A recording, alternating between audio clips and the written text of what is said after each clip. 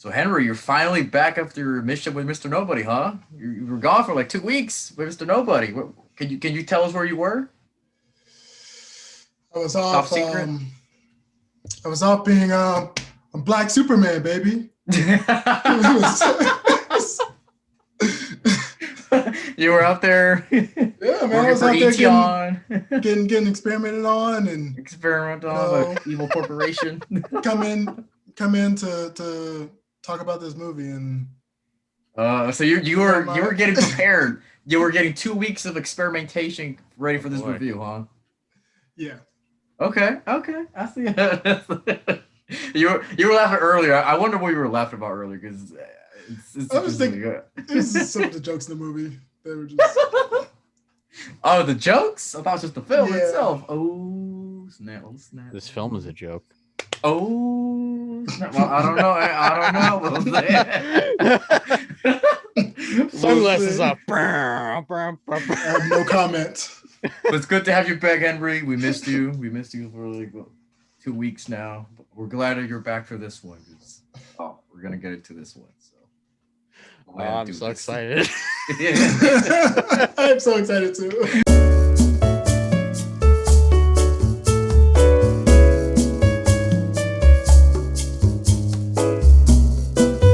What is up, everybody? My name is Satham, and welcome to another episode, the penultimate episode. We're finally reaching our destination, Fast 9. We are talking today.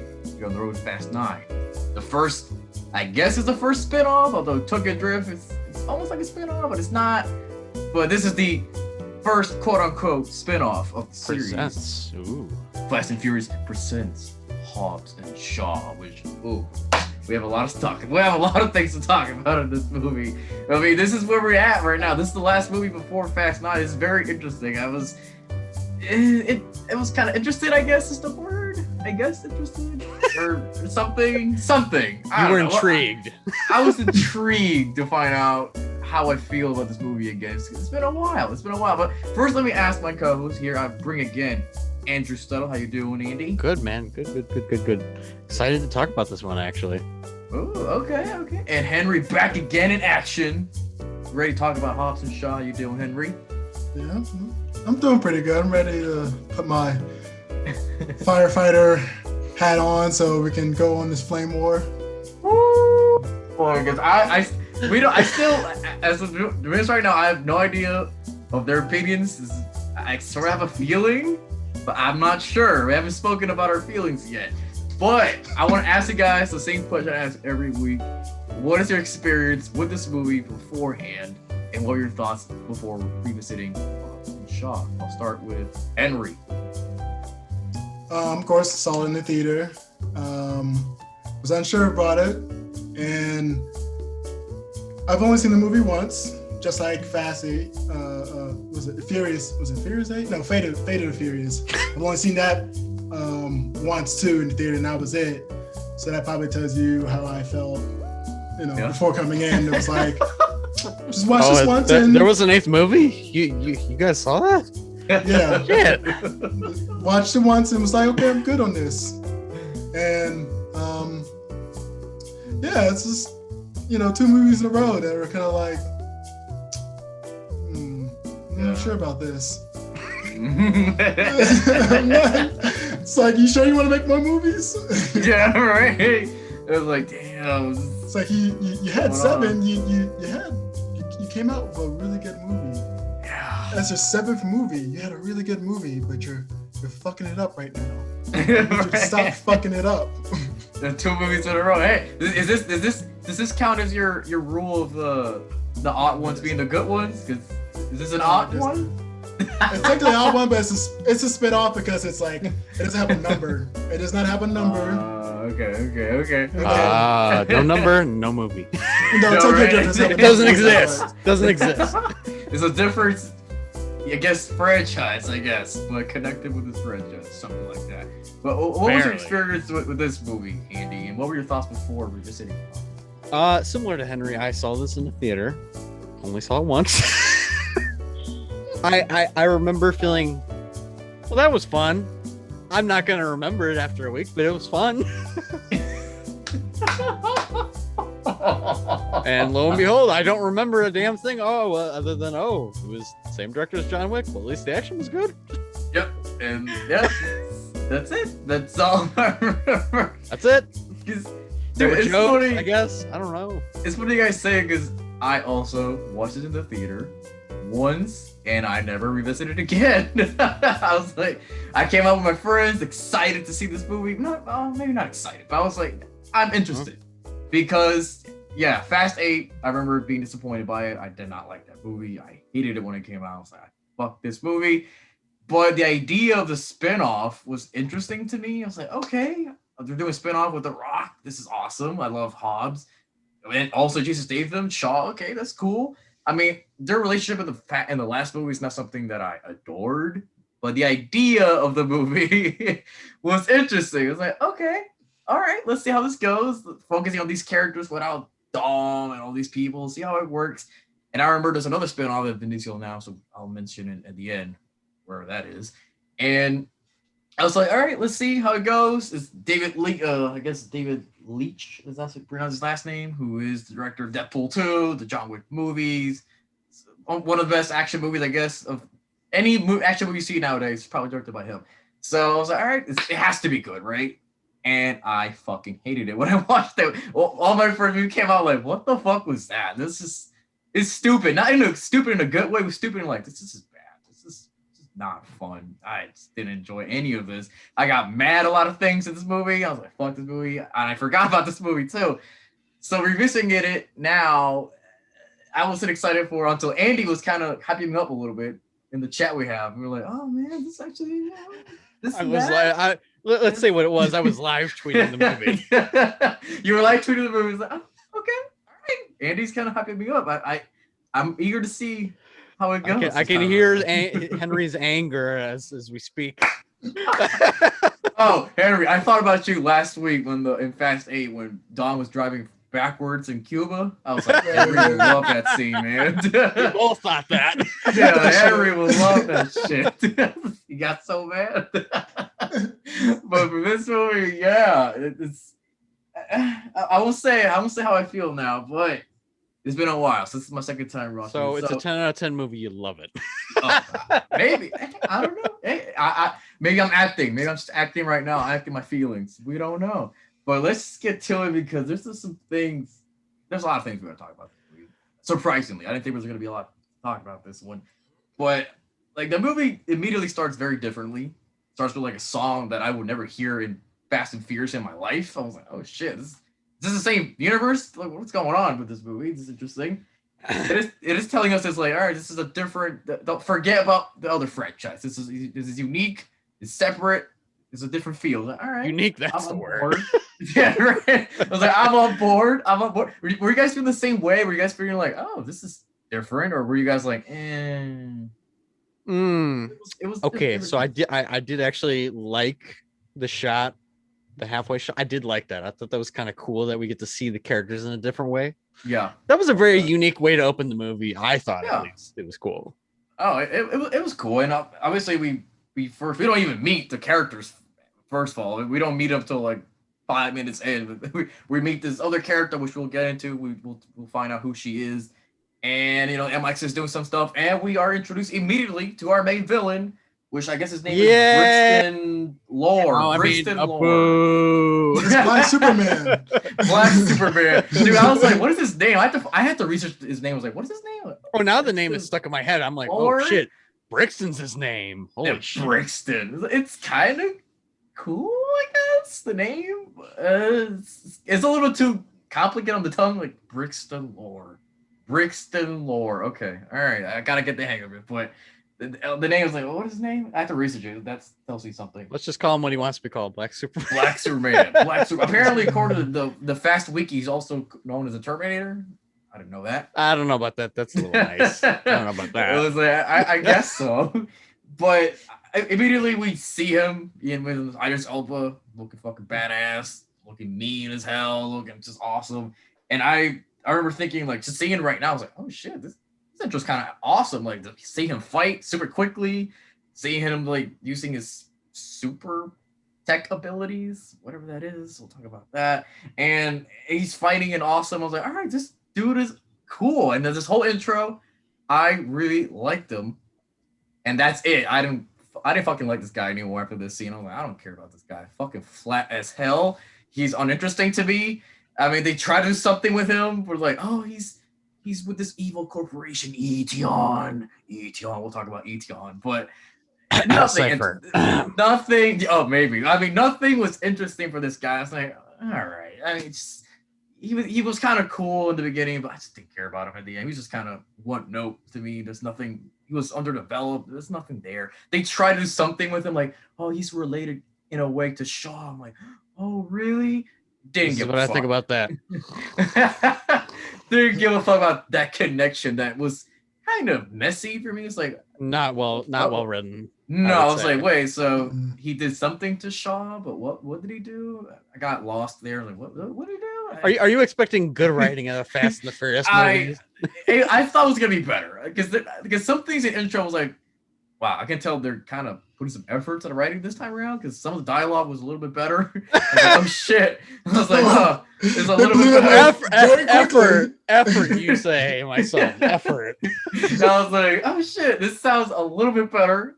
I mean, this visually it looks way different than the last movie. I mean, last movie was fine, but this movie was like, all right, shit, this looks a little bit.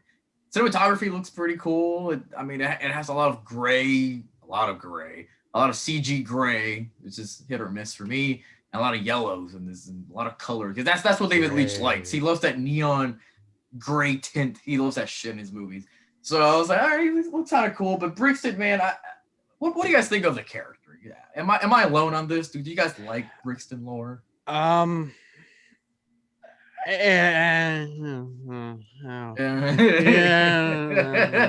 Is well, I mean, at times, okay, I want to give Idris Elba credit. He tried the best he could.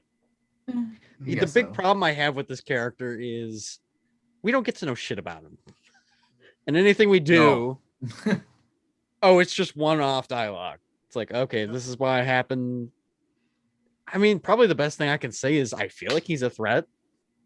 Yeah, that's it. Yeah. I don't know what else to say. He's barely in the film. I counted it. I was like, he's like barely in this movie. Yeah, like, less than 20 minutes. How does that happen? Yeah, he was very disappointed. I felt kind of disappointed by Idris Elba. Like, man, I wish he had a better character to work with, something to have fun with it. I can tell he was kind of enjoying it, like, having a little fun, just being a bad guy. But I wish he had more and better things to work with. I felt they just didn't give him much to do. I was like, God damn, like you have Idris Elba here. You have an opportunity to do something fun and give him charisma. And no, dude, he sort of had a little bit of personality, but it just kind of fell flat for me. Well, more than some of the villains we've had in the franchise. So yeah, he's not really low on my list. I'll just say that for now. I'm not sure. But what about you, Henry? What do you feel about Brixton lore?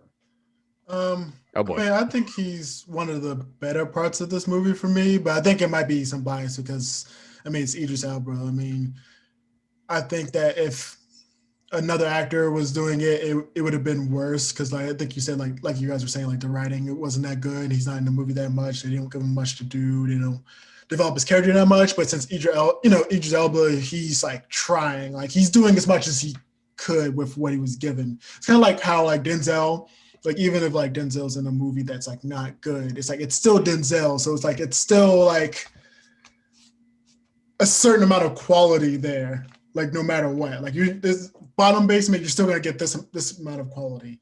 That's kind of how I felt, where it was like, the concept of his character was kind of cool, but like you said, like a lot of his backstory and stuff was just like one-liners or just stuff in passing. You try to stitch it together, but it was just like hard to try to make it make sense. It's like wait, like they work together, but like someone fucked someone else over, but I'm not sure like who did what first, and then the whole corporation, and it was just like, okay, like this is kind of convoluted, and you could have just like.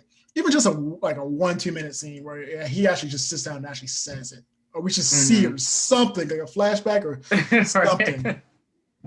like make me care about him a little bit. Like, yeah, and I guess were they trying to make us feel sympathy for him, like when he was getting injected and shit, or not? I don't know. I was like, it didn't really. I didn't feel it. That's for sure. Yeah, I didn't feel it. I was like, okay, I don't know what they're trying to do with him, and it's like his backstory's just messy. I'm like, what is going on? At the end, it's like, which is way too late for me. Like, at the end, it's like, oh, I guess Etion approached him and Shaw was like, fuck that, and I guess Rickson got mad at that shit, and then I guess Shaw was forced to kill him.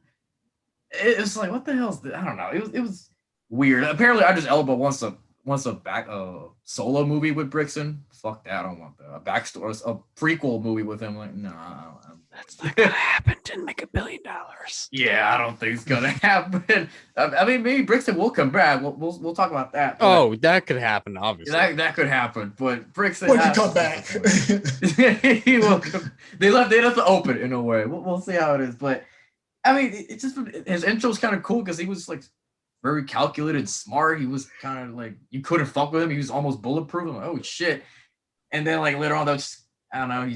I lost that interest. But once I see him with the bike, I noticed this movie is like, are we in the same universe? Because this feels like a completely separate cyberpunk 2047 movie. Like, what is this? Like his bike, the sounds of his bike, like the movement. I don't know what you're talking about, dude. This is the best anime I've ever watched. What are you talking about? Yeah, it's Akira. You're right. I was like, what is this? Are we in the same universe with the Coronas and shit? Like, what?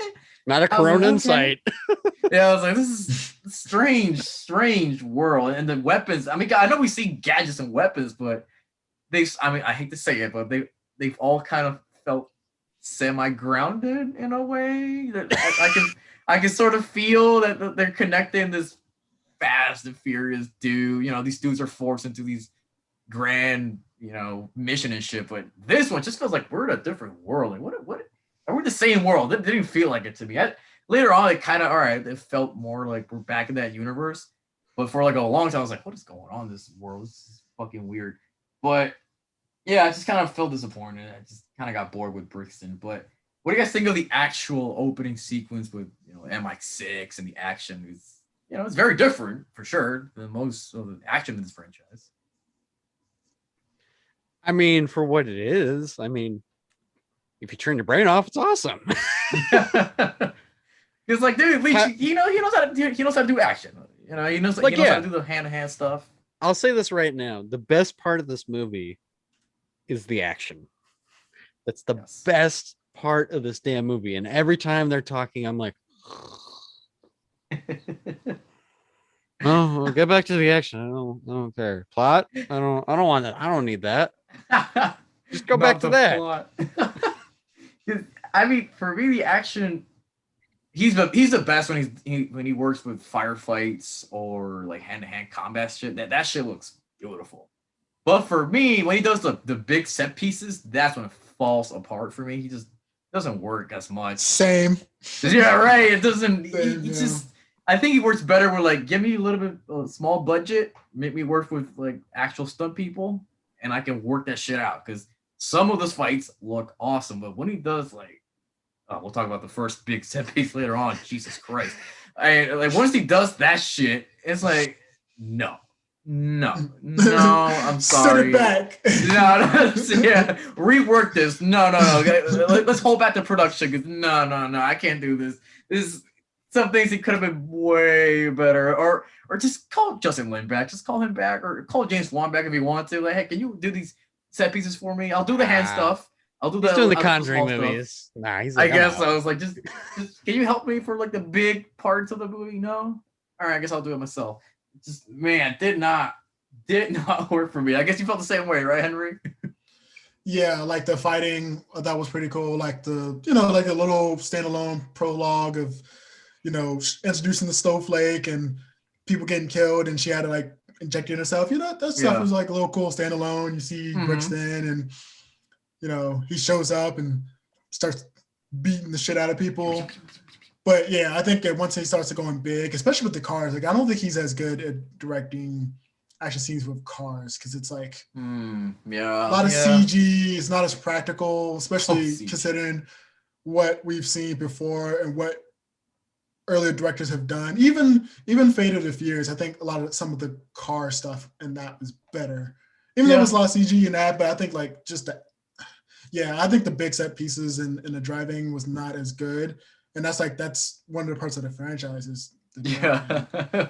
It's exactly. like, well, yeah. So it's like, yeah. It's just. Yeah, they didn't work. I mean, yeah, I'm not thinking about it. Like, yeah, some of the car stuff, some the way he filmed some car stuff, it just came off slow. Like this, this intense chase sequence. It's like this shit looks very slow as hell. These cars are not going super fast like you're making me believe. And so I kind of felt disappointed with like a big action director like that. I guess he did Deadpool 2 beforehand, but that still is not as big and grand action as Fast and Furious. So maybe he's like a little bit out of his comfort zone a little bit. He tried, but it just didn't work for me. But I do will say that he makes a beautiful film. Like even just like you mentioned earlier, Andy, that sequence with like seeing the two of them side by side and seeing what they're doing on their daily lives, that shit was I mean, it's simple, but it looks beautiful. I love seeing Hobbs, what he's doing, just working out. Apparently, I guess Shaw is like, is he a secret agent now or something? Or I don't know what he's I don't know, but apparently doing. he gets the chicks. Apparently he goes to a bar and he just gets his own beer and he's just I was like, all right. It's like we see him that he's threatening this guy. I guess he wants to fight against Etion or something. His motivations are very unclear. I'm like, what is he doing? Hobbs makes sense because he heard it from the loophole, somewhere. But Shaw, like, what is he doing? I didn't get what he was trying to do. What is his job? I don't know what he's doing anymore. It's weird. But I do like seeing like that side by side stuff. It's pretty cool. And I also I noticed they recasted Hobbs' daughter. I don't know why, but she's good in the movie. That was a weird choice. Yeah, it was weird, but she actually did good. I was like, you know what? They recasted her, but I liked her. She was good. She was good in the movie. I liked her little moments. That's because you love the family. The family. Dude, I was like, because she could have been pointless and useless, but she actually added some stuff. I'm like, all right, she's kind of cool. She's kind of smart. I like her. And apparently, like, she doesn't know who her mother is, and Hobbs never mentions it to her, and we're fine with this. Yeah, that was odd. That was so weird. I was like, oh, because we saw that drawing, like the big question mark, like, my mom, I don't know who she is. And Hobbs didn't even talk about it. Because Hobbs is gonna push up on Shaw's sister. That's why. Exactly. Oh god, it's like, okay. I mean, okay, yeah, that was very uncomfortable when they did that for me. I was like, wait, yeah. Well, why are we making jokes about this like woman being attractive and?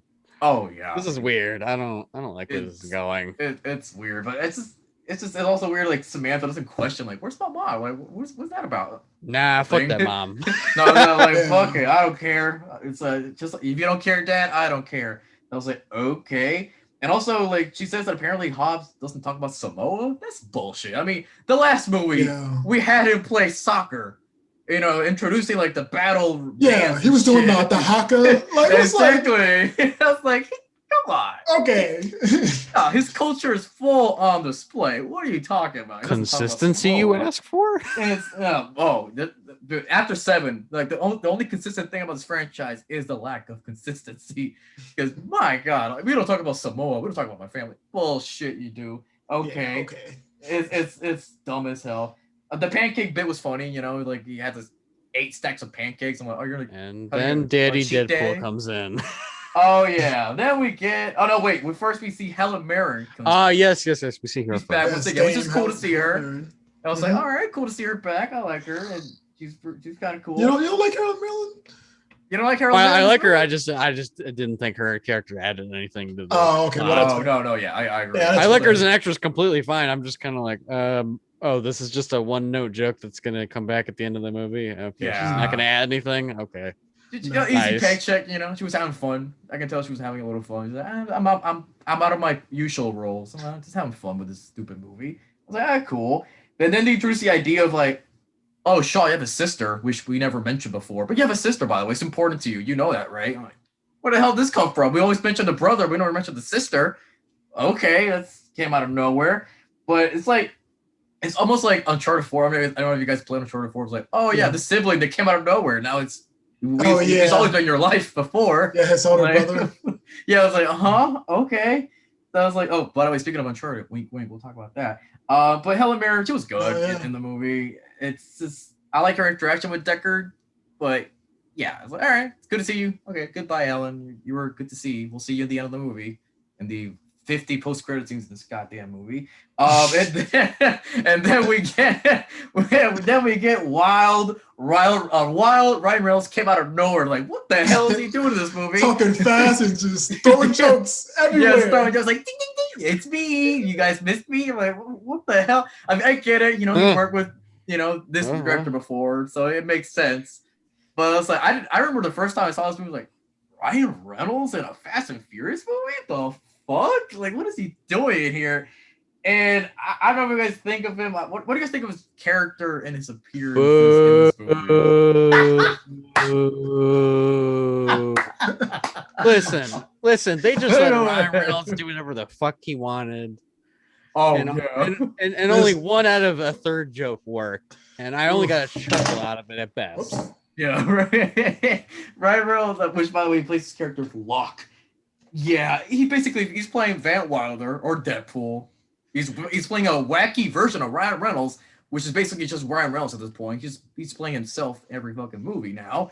It's like, okay, yeah, like you said, there's maybe a couple of jokes. I'm like, okay, kind of works, but sometimes he's just annoying. I'm like, shut the fuck up, Ryan Reynolds, please, can you go away? I'm happy he's Please. not in the movie a lot because every time he was on screen, I was getting a headache. Like, Can we have a Locke and Roman spin-offs movie? I cannot wait. Now that I can be for, because the movie will be simple.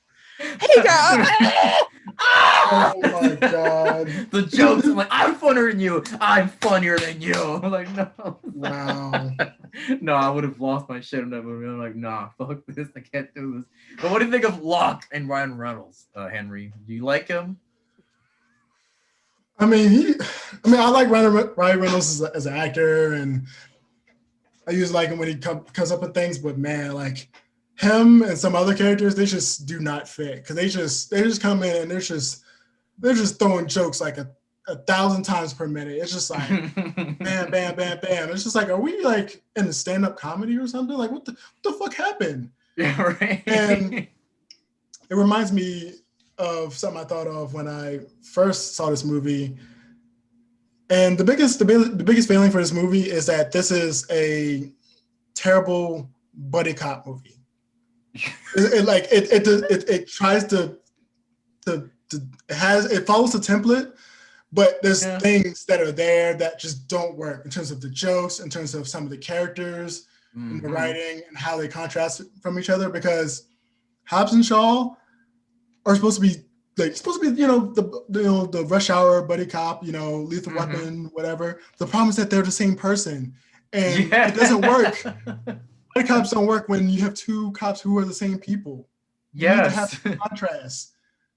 Like, yes, especially when later the other cameo, and it's like that movie was better with The Rock and that person. Yeah. You actually watch that. Like, there needs to be some difference. So watching that, and when he came up, and the whole beginning where they're like both beating the crap out of people, it reminded me like, oh, this is just a more expensive, more lesser quality in terms of writing version of a buddy cop movie.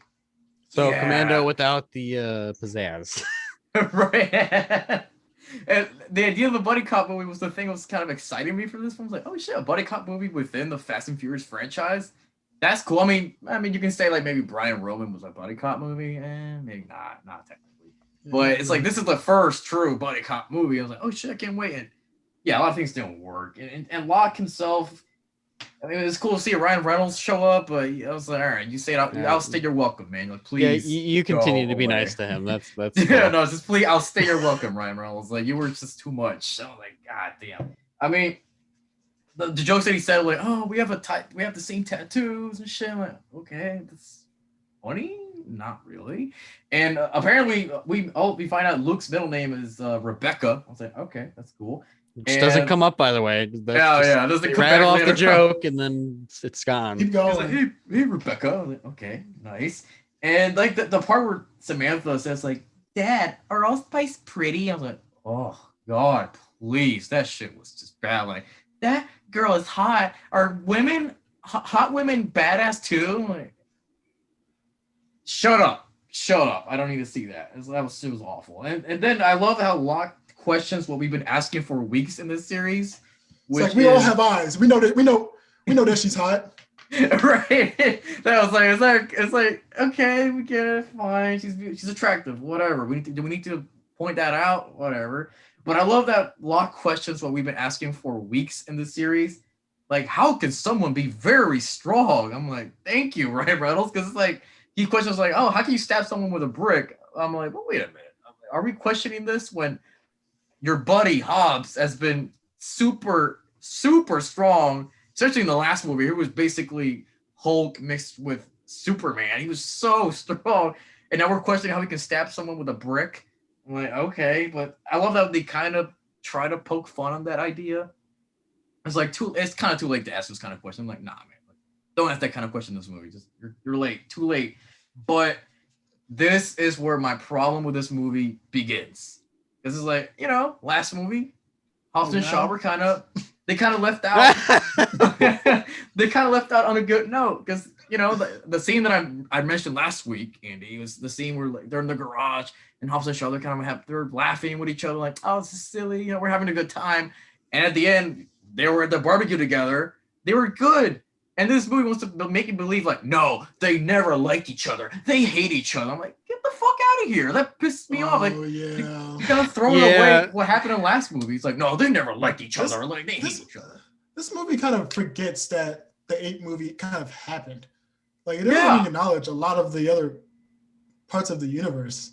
Yeah, especially. They haven't mentioned Dom and his crew, which is like weird because it's like, yeah, we can even like mention them like offhand like once. Nope. Like not even once. Like okay. Not even once. No. They don't exist in this universe. Apparently. Oh, we're all alone. We got no one else to help us. It's like bullshit. You can't even call like Ludacris. Like he's a tech wizard. Like you can't even call him.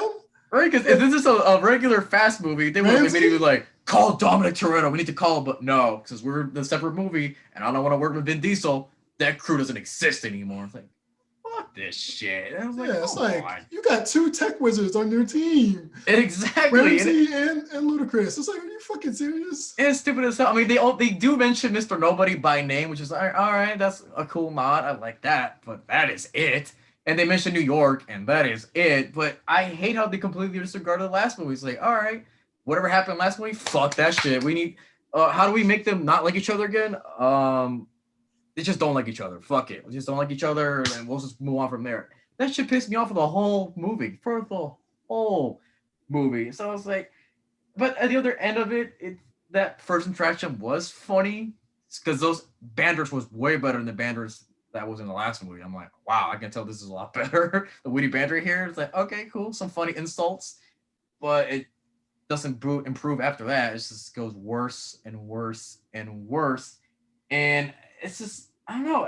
I hate how they completely disregard a lot of stuff, and it's kind of what I do like about that little interaction is how they mention how silly these characters are. Shaw mentions how Hobbs is basically just a big dude that wrecks shit up with his truck. I'm like, thank you for acknowledging that, because that's basically what Hobbs is. He's just a big dude that wrecks shit up. He's always smashing shit. That's always what he does.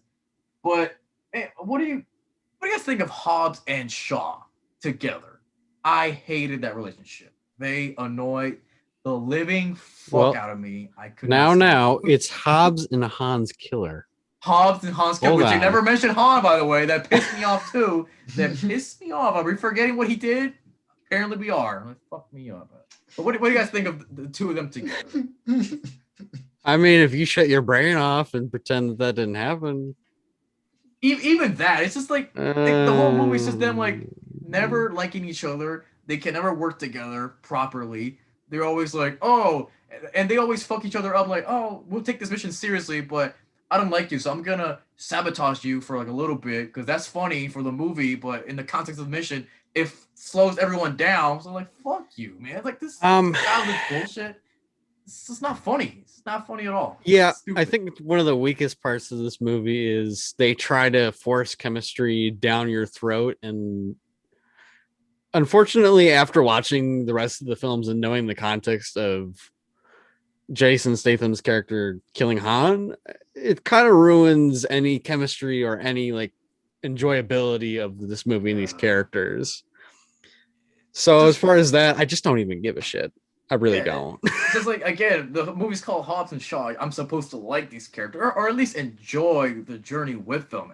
And if you make me not like them, then that you already fucked up big time for this movie. Because my God, couldn't stand them. Couldn't stand them for the most of it. I just couldn't do it. What about you, Henry? How do you feel about the two of them together? Yeah, I don't really like them together. It's the same. It's they had to revert some of the character growth from the last movie so that they hate each other again for some reason. It was like, okay, like you had me buy that they work together, and then they for some reason think they're cool. Like, okay, we're friends, or we're at least acquaintances, or we can get along, and there's no problem. But all of a sudden, they Yeah. hate each other. So it's like, okay, now you have me buy that they have to be friends again, and it's like I was saying, like this is a bad buddy cop movie because buddy cop movies live and die on the chemistry of the two main characters. Like if there's no give and take between them and them not being different enough, it just doesn't work. And that was the problem. They have no chemistry. Like with other relationships, there's no chemistry between the characters. They just have to be together because the plot says they should. It's like Yeah, no. it's bullshit. Like last movie, we ended things fine. Like we were in the barbecue together. I mean, Shaw saved my buddy's baby. It's like he's cool. Well, cool. Although I have a big problem with them being cool with Shaw. That's another issue we brought up last week. But it's like we're completely throwing that away because we couldn't find a better way to not make them not like each other anymore. It's so dumb. It's like I really, really stood out for me this whole movie. I hated that shit. But I did like the little chemistry in the beginning. They were kind of good, but later on, it's just kind of it was on and off. The chemistry that they had. Well, the action sequences between Hobbs versus Shaw's sister was pretty cool, and Shaw versus the goons in the apartment was fucking fantastic. I actually love that shit. I was like, God damn, this is very, very good. I like that action. And then we're introduced to Evil Corporation, ETR, which this corporation has apparently existed the whole time, but we never knew. But they were there, ETR. Which anytime you introduce an evil corporation in entertainment, it always works out, right? And not that I don't like that cliche of evil corporation. Sometimes they're cool. Most times I just don't care about evil corporation as the antagonist. I'm like, I just don't care. I don't care about this big organization thing. Sometimes it works. Sometimes like, Yeah. and like in this case, I mean, it's kind of weird that they exist, but they're just kind of interesting. They're an interesting. Yeah, company. they don't make them nuanced enough. That's the problem. No, it's like okay. Most evil corporations have a lot of duality. Like they do a lot of evil shit, but they do a lot of things that like make people like them enough so that when they do evil shit, they're like, well, they do this other stuff I like, so I don't know how I feel. I mean, that's how Amazon and Disney works. Like you do all this evil shit, but you come back. But hey, you get my vinyl to me in 2 days. Exactly. Come back for Star Wars. You come back for the Avengers. You come back for Disney princesses. Oh yeah. I mean, we're gonna fuck over these other people, but like, look, like we got you like multiple times a year. Like we got the heat movies. Hashtag fuck Disney for shutting down Blue Sky Studios. I mean, oh yeah, that's how corporations are, and they never write them that way. No, and in this, I mean, the only motivation they have is like, oh, we want to advance humankind by making the machines because it's better.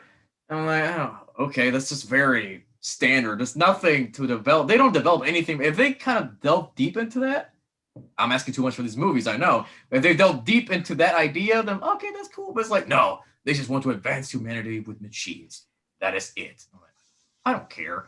I don't really care. I mean, there's nothing special here. Like I certainly do not want to explore this idea in a future movie. I don't want to see them again, unless it ties into like the main Fast movies. All right, cool. If I have to see if this is like a separate organization that's only for the Hobbs and Shaw movies, I don't care. I don't want to see this. Please don't bring this. Please, I don't need to see this. This like who's the computer guy? I don't care. I don't want to find this out. Hobbs and Shaw. I already have an idea of what it is, but we'll get to that later. We'll get to that. What are you gonna say, Henry? Oh no, it'll wait because Andrew's right. After you mentioned it and I watched the movie, I'm like, yeah, that's who it is. There's no other way. I mean, if they think they're hiding it, we must be really stupid. I'll talk about that, but it's like this E-Child Corporation could have been cool, but like again, if you only tie it in with the main films, I would sort of care. But if it's only just regarded to these movies with the Hobbs and Shaw movies, I don't care. I don't want to see this ever again. But we'll see how it goes. I don't know how it's gonna go. And then like the daughter keeps talking about like, Dad, she's flirting with you. I'm like, what? I didn't care for those scenes. Let me just say this right now. I did not give a shit about the love subplot. I did not even care for a second. I'm like, no, this is really disrupting the flow of the movie. Any flow that it has at all is being disrupted by, you're so beautiful. I love you in the Rock. Yeah, it's like talk. No, they barely talk to each other. It's like, stop making them try to be a couple, movie. We don't need this here, please. But the interaction that he had with his daughter was kind of cute. It's like them trying to like, well, Hoff needs a girlfriend now, so let's put him with Shaw's sister, because that'll be an interesting dynamic, right? The sister of the buddy cop guy? No. Wrong. Wrong. So I was like, I don't care about this. Please, stop trying to make him a thing. Do you feel the same way, Henry? About their romance? Yeah, the romance subplot. The romance. Romance in quotations. It's like, wow.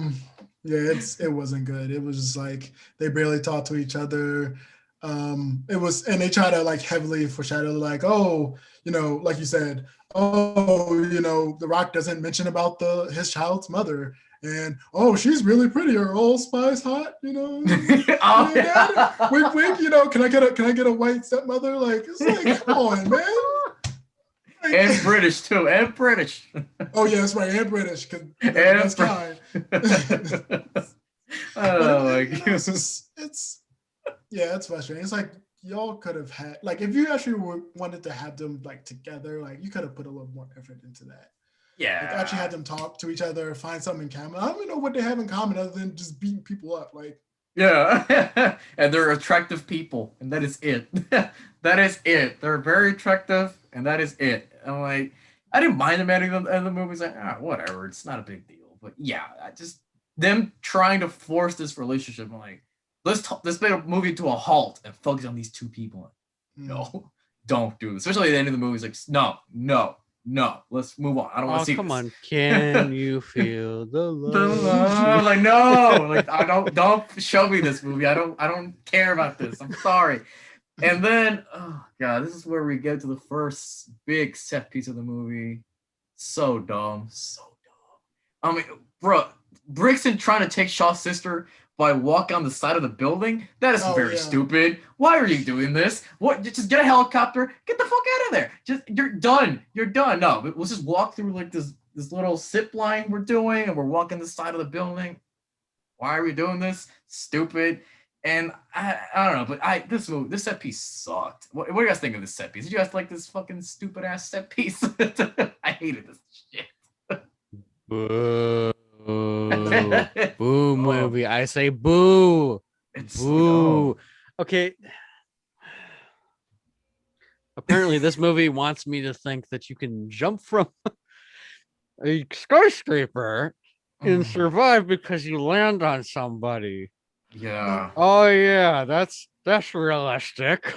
Sure. No. I'll give that a pass because it's a movie. Sure. I don't have anything bad to say about that. I like The Rock in another skyscraper. Wink, wink, haha. See what I did there? But remember that movie? I forgot about that movie. So I'd rather watch that than that. But what about you? What do you think was stupid fucking Sith piece? Yeah, when you mentioned the first action scene, I was like, I totally forgot about that because I was thinking about when they were rushing. I'm like, wait, that wasn't the first action. It's the first action. I was like, it's the building. The building. Yeah, when he slid down the wire barehanded, I'm just like, okay. Then Okay, like even him, that, dude. That's not how that works. Yeah, No. like him falling on people, like, oh. Yeah, like, I am Hercules. It was very silly. Like it. Thank you. I feel like there was a better way to do that. I feel like there had to be a better. I mean, how is Shaw the most reasonable one going to an elevator? Yeah, like Yeah. I mean, thinking about it now, like they could have had like maybe a bigger elevator for this like set piece, and maybe made it more like Winter Soldier, where he was like fighting. They're fighting in the elevator. That would have been cool. Like that would have been kind of cool. Like close quarters. Like the director is supposed to be good at these. Yeah, he's good at that fights. shit. Like, that would have been kind of cool. Like it shows you how good it was. I forgot that it was there until you mentioned it. Yeah, that's right. That was the first one. It kind of just that was the first part. Never had to talk about that one again. No, because it'd be interesting if we can see a Fast and Furious. Doesn't even have to be Fast and Furious, but in this universe where we don't have to do these big bombastic action set pieces, we can just focus on just hand-to-hand combat shit. Like that could be cool, and maybe that's where he works better. But it's like, all right, I guess I'm obligated to do these big set pieces. Let's throw the Rock out of the building. Why not? Let's just do that. I'm like, oh my god. I mean, I wrote it down here, but this has to be the most ludicrous wink, wink, see what I did there. Set piece I've ever seen. I've ever seen. I had to do it. It was right there. It was right for the taking. I had to do it. I had to write. But it's the most. I quit. It's the stupidest action set piece I've ever seen. Because I mean, yeah, even the safe set piece from Fast 5 is very dumb, but it's fun. Yeah, it's a fun set piece. And a fun fact about that one, a lot of that was practical. Exactly. And I think that's why it was, even though it was dumb, it was very interesting to watch because they actually were dragging around the safe.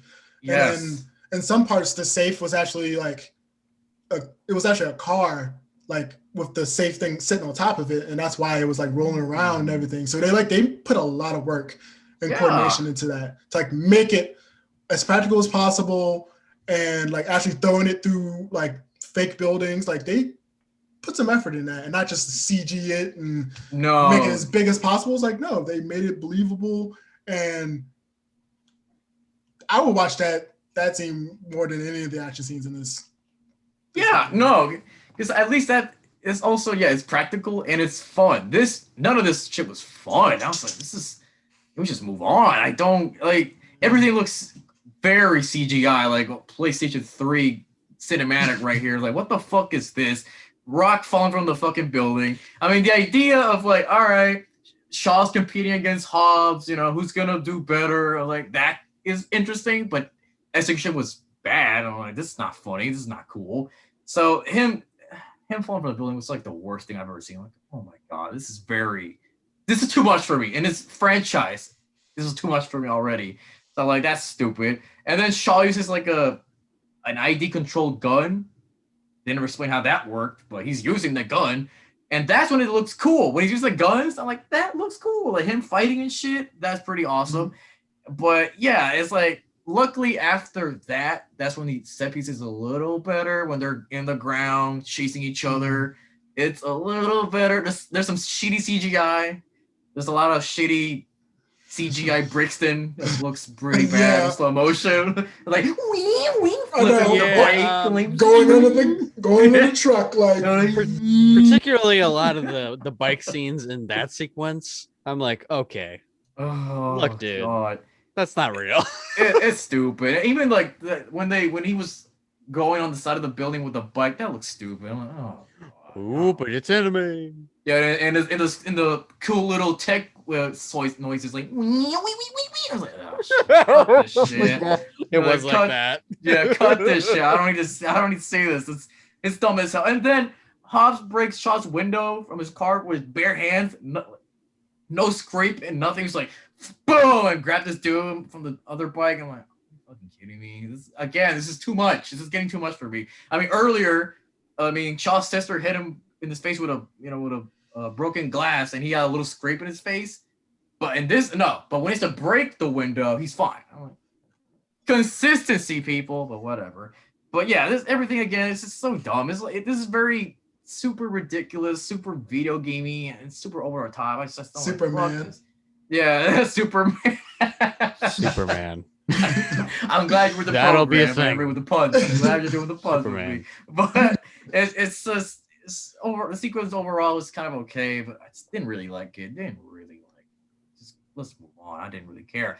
We also find out that's where we find out that Briggs and Shaw, they used to know each other. I'm like, whatever. Didn't really care about that.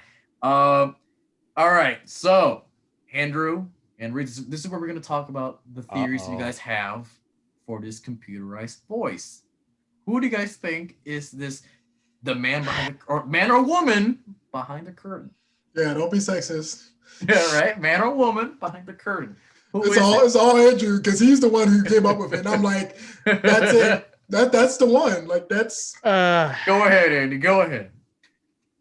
It's so simple. It's easy. It's in plain sight. It's goddamn Cypher. You know why I know this? Because the little piece of dialogue where it said reunion, and I'm like, really? Mm-hmm. They just confirmed it's Cypher and that this is going to be Fast 9 in the sequel. They just confirmed it, didn't they? They just did. Yeah, they did. They just did. But it's interesting because the voice mentions like, oh, I know. Oh, it could be John Cena's character. That's what they probably want us to believe. Maybe because the voice said like, oh, I know Hobbs. We had history together, but it doesn't mention Shaw. But we know that Cypher knew Shaw, so that's why I'm like, she knew both Shaws. Yeah, exactly. So that's why I'm like, well, she didn't mention Shaw and to Briggs them, so I'm like, maybe that's not Cypher. I mean, sometimes the voice did sound like her. I'm like, wait, is that her? But then it threw me off. I'm like, I don't know who this mysterious She's in the next person movie. is. I know she is, which I'm so excited. Her in that little bowl cut. You just had the bowl cut, huh? I mean, I don't want to see Cypher again. She is in the bottom of my list of, as of right now, of villains. So I don't want to see her again. So. Oh, she's at the bottom. Yeah, she's in the very bottom. Henry lit up. He was like, bottom. Yeah. Oh, she does have a bowl cut. Ooh. Yeah, it's better than the dreads. So. Yeah, I was about to say it's better than the struggle dreads. But I mean, this idea of like, oh, who is this voice? I mean, dude, do you guys imagine it's Carter Verone back again? Carter Verone. Yeah, he's just a white guy with a cigar being like, yes. The balls to bring a white guy playing a Latino. I can't wait to see that again. Can't wait to see that. I didn't know until somebody like pulled me aside and was like, oh yeah, that's a white dude. I'm like, there was a white dude. I was like, oh, okay. Well, that's why he's not back. That's why he's never coming back. But dude, the balls that they bring Carter Verone back, I'm like, I'm the big baddie of the franchise. He just takes off all this paint. I know what I really am. My name is Etion. I'm like, oh shit. I don't know. I have no idea who this voice is, but again, it's interesting if they connect it with the main movies. But if it's only connected to Hobbs and Shaw movies, I don't care. I don't want to see this person come back. I don't want to see this. Oh, but you will. But I guess we will. I mean, I don't want Hobbs and Shaw 2. Let's not make that happen, people. Please. Let's make Hobbs and Shaw. $700 million says, you want another, so. Man, please don't make another one. Please. I don't need to see this again. But, I mean, I don't know. They kind of try to connect them with Brixton's story, and I don't really care about that. But anyway, Locke is back again, ladies and gentlemen. Did you miss him? Because Locke is coming back. Ryan Reynolds is coming back for more scenes. He's in a diner, and that diner scene was bad. That diner scene was bad. He was talking by himself in the diner, like, oof, big oof. But this is like where I question myself when you asked earlier, Henry, where the hell is Dom and crew? Why is Hobbs not pulling them? Because this is where they're like, we're by ourselves. The media is against us. The organizations are against us. What can we do? But they kind of try to explain it, because Hobbs is like, well, we can't use our usual backwaters, this time. Bullshit. If this was a Fast and Furious movie, you would have found any possible way to bring him into this. Get the fuck out of here. Like, come on. Especially something like this, your family to help you out. No. Stupid. Especially like, oh, who's taking care of my daughter? My sister, which we see her in the background. We don't get to meet her at all. It's like, you would think we would want to meet Hobbs' sister. But no. She's just in the background. No. That's all she does. No women of color representation ever. No. It's like, we'll just leave her. Well. Hold on. We'll get there. we'll get there. But it's like, oh well, that's fair. It's like, you didn't call Dom to take care of your daughter, we'll bring him to the fold. What are you gonna say? So Uncle Nico, Uncle Dom. Yeah, Uncle Dom. No, let's just bring Brazil. my sister. Never talk about it. We only mentioned one time. It's like it's stupid. It's like okay, I know, I get it. It's a spinoff. It's not consistent with the universe, but fuck it, whatever. And also, I guess the movie's telling us that Shaw is the same character from The Italian Job. Is that what you're trying to say? Yeah. Is he the same character? Oh, yeah, that was a little reference. Yeah, I caught that. They were like, that job in Italian. Yeah, I was like, is that a nod, or is he literally the character? I'm like, that. Okay, that'd be interesting. I think it was just a reference. They were like, remember that movie? Yeah. Yeah, especially since F. Gary Gray directed that one. Oh, he directed that movie? Oh, there you are. Oh, there we go. Well, he directed. Yeah, F. Gary Gray. He directed the 2003 version. That's probably why they referenced it. Okay, that's cool. I was thinking, like, wait, are we gonna get Mark Wahlberg in the Fast universe too? Oh no, please, no. I hope not. No. Please, no more Macho Man. I don't need any more of that. Hey, Dominic Toretto, I'll be gonna steal some hikes, Toretto. Come on, Dom. I'll still help you. No. What is he? Is he Conan O'Brien? Yeah, right. Come on. All right, kid. All right, I'm gonna drive the car. All right. Okay. So I had you, Toretto. I had you. Yeah, dude, I almost had you, bro. I almost had you. But wait a minute. I've found out maybe he is in the universe, because maybe Pain and Gain is in the Fast universe too. What? I don't know. Charlize Theron is in the Italian Job too. Oh shit! I like how even your mic's like, oh. Oh, it's cool. All right, cool. But again, that little nod, it was kind of cool. I liked it. And then, oh god, this could have been funny, but no. The idea of the three of them being disguised it was a little bit funny, but it's really stupid. It's really dumb. Especially Shaw shows up to the counter like, all right, here's my ID.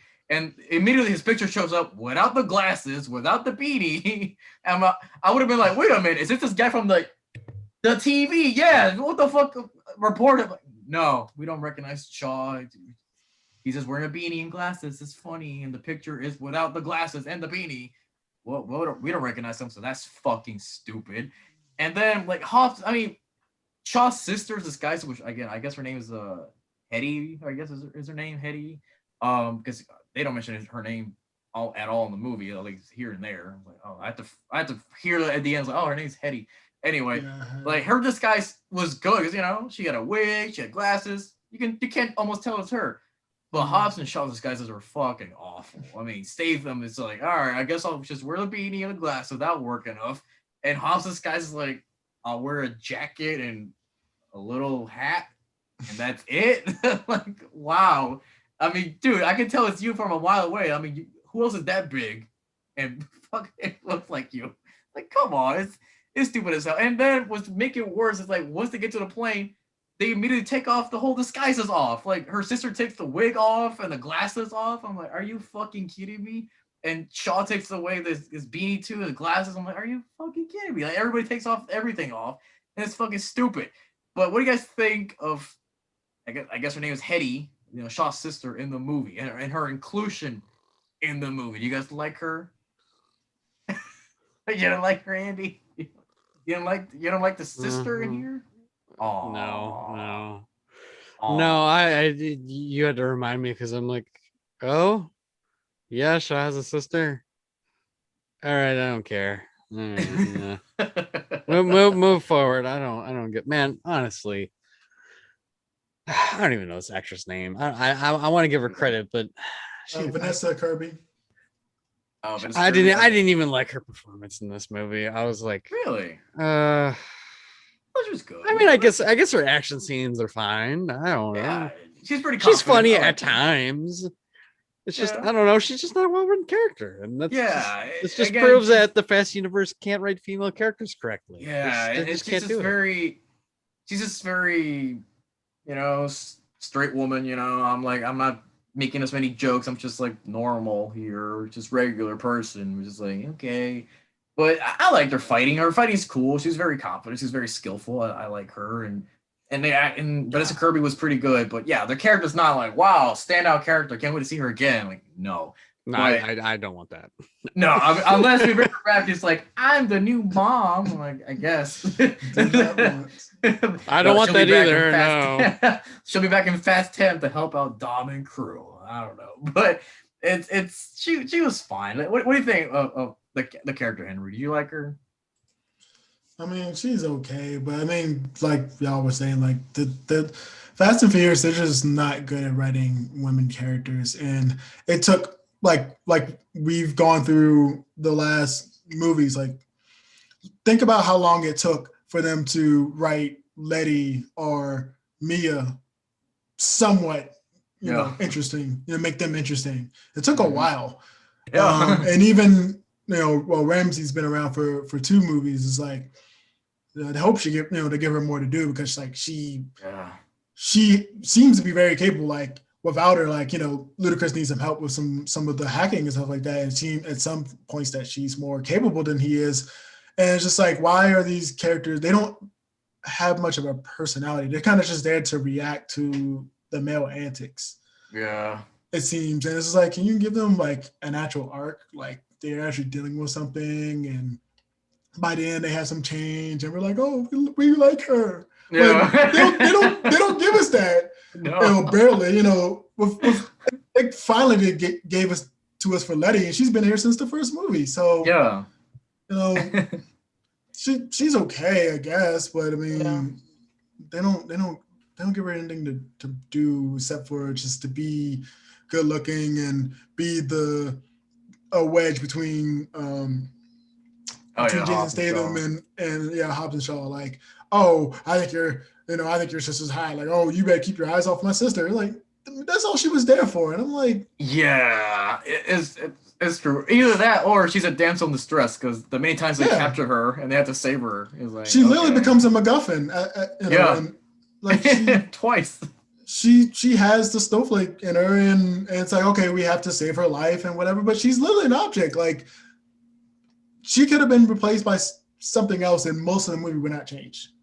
No, literally, the movie would not change. No, literally, they would not change. It's like, yeah, it's just cool to see her, but she didn't add much to it. Sometimes I'm like, did you really need to be in this movie? But I guess she's there for diversity. You're like, all right, we have a woman in the movie, right? You guys like that? I'm like, okay.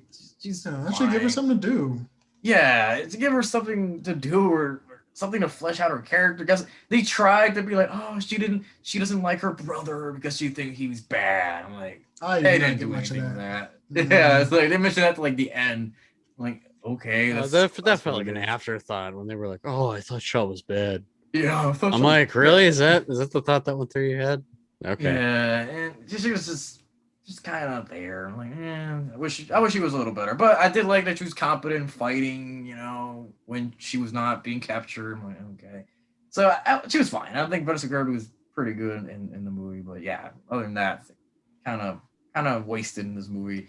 But the plane scene between the two of them goes for too long.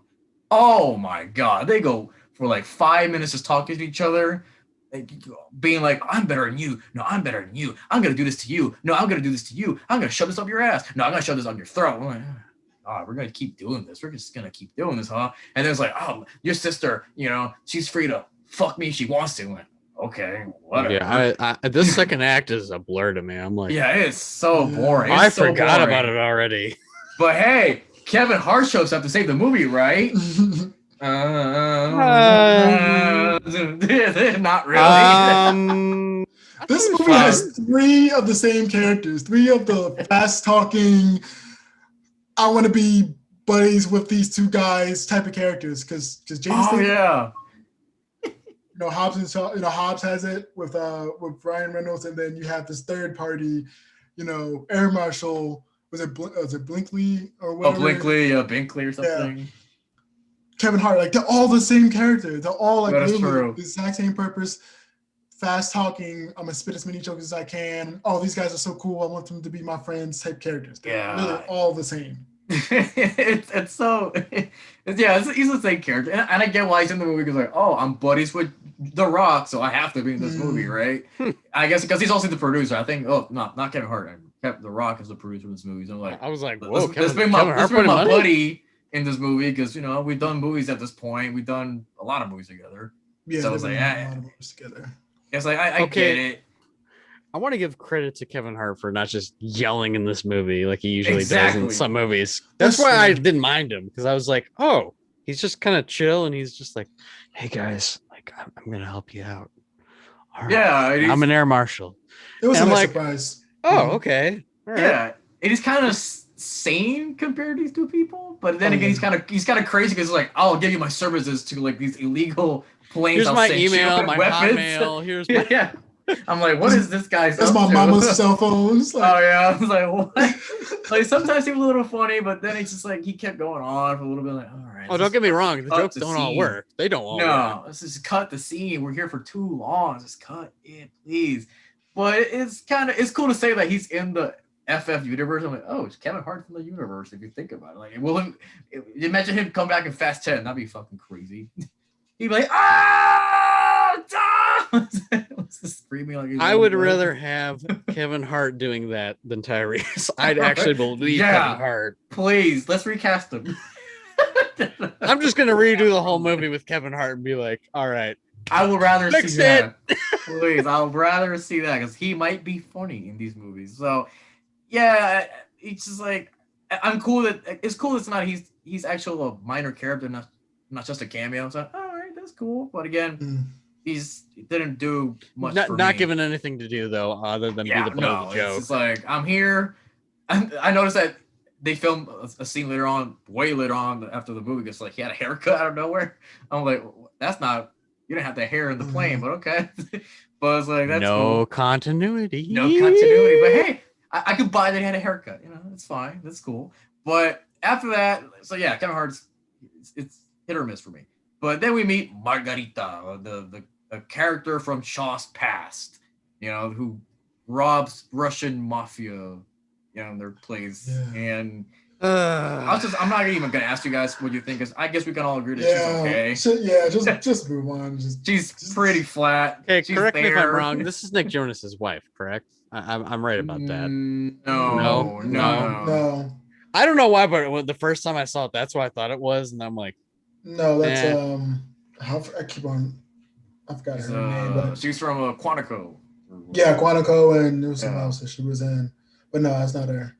No, it's not her. I confused her with I thought she was like Ana de Jesus or something. I was like, oh, that's not her. This is something. Yeah, this chick has resorted to. Shaw's hot. I'm hot, but I'm hot. Very authoritative with a gun, and I'll kill you, but I'm sexy at the same time. Yeah, I'm sexy, and you're a man. I'm wearing lingerie. Hot. Look at me. Right? It's like, oh, Shaw's hot. I'm immediately horny. I'm like, That kiss was. yeah, right. It's like, wow. I was just like, yo, we could have found a better way to do this. Yeah, it was stupid. She added nothing. I will admit, I had a chuckle out of the sister's reaction because Yeah, The Rock yeah. is just kind of like looking at the camera, like, what the fuck? Yeah. She's like, oh my god. Yeah, because I like her. She was like, I did not need to see that. I did not need to see that. I was like, yeah, that's cool. I like that. So that was cool. And then there's a touching scene between Hobbs and the sister Hetty. Whatever. I think like there's like it's boring, but I think like there's a little callback from the beginning. It's like, oh, Nietzsche. That's a quote from Nietzsche, right? Like, no, that's a quote from Bruce Lee. And okay, that's a little callback. I like that. And then there's a little cool fun part that I did like, the 2 hallway scene. That's kind of funny. Okay, I have a problem with that scene though. Well, no, wait. I do thought tell. about it. I thought about it because I was like, oh, they have to have 2 people at the doors. That's how they open it. Okay. But the scene was fun. I did like that how, like, you know, like, oh, I'm gonna go to this door. I'm like, no, wait, let's actually switch. And like, no, fuck that. You're gonna stay with that. You're gonna stay with those people.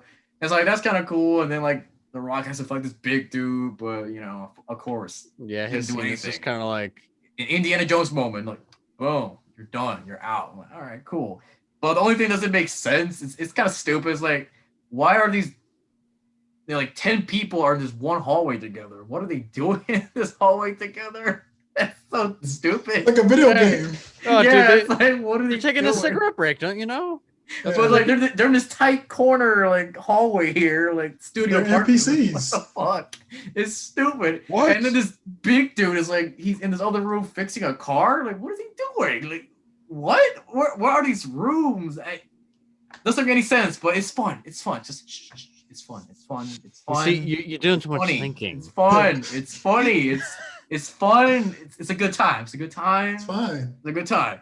But I did like that one bit at the end. It was like Shaw can't find the right eye to match with the gate. So that's a little funny. It's like, that's kind of funny. You can't find the right guy. That's kind of a little nice.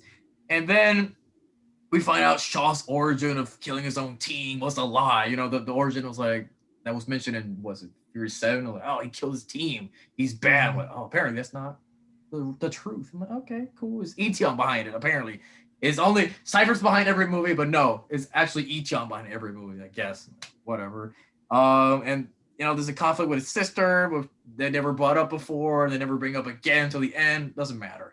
And but what do you guys think of the Russian action sequence here in this? I guess a nuclear power plant or something. I don't know where they were. What do you guys think of this whole? The whole thing? From like beginning to shifting crashes on my car. From them being shocked to oh, Mick Jagger to we're fighting. Mick Jagger, yeah. Yeah, I'm like, we just like negated the whole fact that they stopped the movie to be like, we're gonna say Mick Jagger, and this pops up on the screen. And okay, mind you, this is a terrible CGI effect that they're putting the film grade to show you this is a flashback. And it's like, this does not need to be here like that. I don't need that presented. They're trying to be quirky, you know. They try to be quirky with the flashbacks. Like, oh, it does not work though. It does not work. Freeze frame, you know. They try to be funny with it. And then they're like, oh, remember that word we said? Remember the special word, Mick Jagger. Remember. This movie, I noticed more than any of the other Fast and Furious movies, has a lot of pop reference. Pop culture references, like a lot. Like it's like ironic. The music is pop.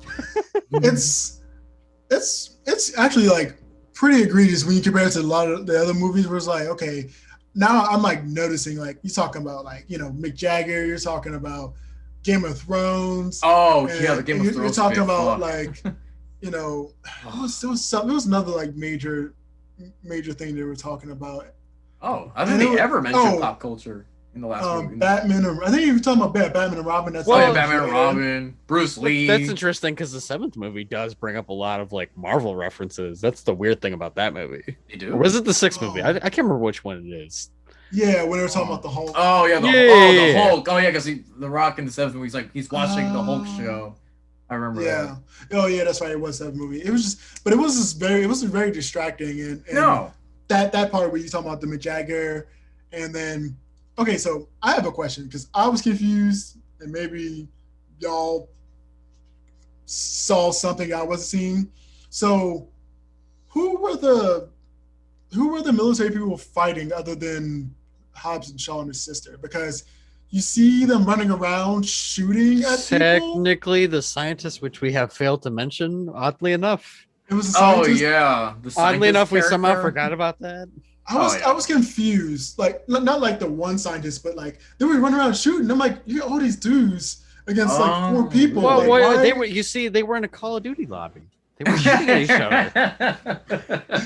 And I'm like, maybe I didn't see that. Maybe I like, didn't catch that. I'm like, I didn't notice it though. No. Who are they fighting, other than these 4 people? Hobbs, Shaw, his sister, and the scientist. I thought they were fighting. I thought they were fighting just the 4 of them, right? Were they not? Maybe because I was paying attention to the people in the background, it was just weird. It was just weird. I'm like, okay, they're just doing stuff, and you see like the white people and the scientists like in the background, and it was like this is very noticeable. Like they don't know what the actors don't know what to do, and no, this is not directed that well in terms of like you said, big action scene. The action scenes, no, and like even the torture scene was. I didn't mention it because there's nothing there to mention. It's just like they're being tortured. On for too long. Yeah, I think. Oh fuck yeah, it goes for way too long. And also, by the way, maybe I'm not in the know as with Rolling Stones that much, but why is it called Mick Jagger? Is Mick Jagger like like a distraction or something? I didn't get the reference. I didn't get it. I don't know. Is he a distraction in the stage or something? I don't know. I guess it's implied that I don't know. I don't give a shit. It. Honestly, I don't care. What does it mean? I was like, what does Mick Jagger mean? But okay, and it's just so they can make a like reference later on and be like Mick Jagger. We're joining them, Shaw. Yeah, we're you're like Mick Jagger. Wink, wink. Mick Jagger. Yeah. I'll say Mick Jagger. No, it's whatever. But it's just like this whole sequence. It had some cool stuff, I will say, and some cool looking stuff. But I just found it so dull, dull. Because it has the same like objective as all the other action scenes, and that is to keep Hattie, the sister, away from Brixton, or if Brixton has her, if he has her, they have to, catch up and try to catch. It's pretty much just playing keep away with the sister. That's literally every action scene in this movie. That's all. Yeah, it's just very dull, and it's like the same CG bullshit, like the gray tint the whole fucking time. Like, God, this looks ugly. This doesn't look fun. And like where this area that they are in, this abandoned nuclear power plant, it's just boring place to be, and it's just not fun. I just didn't care.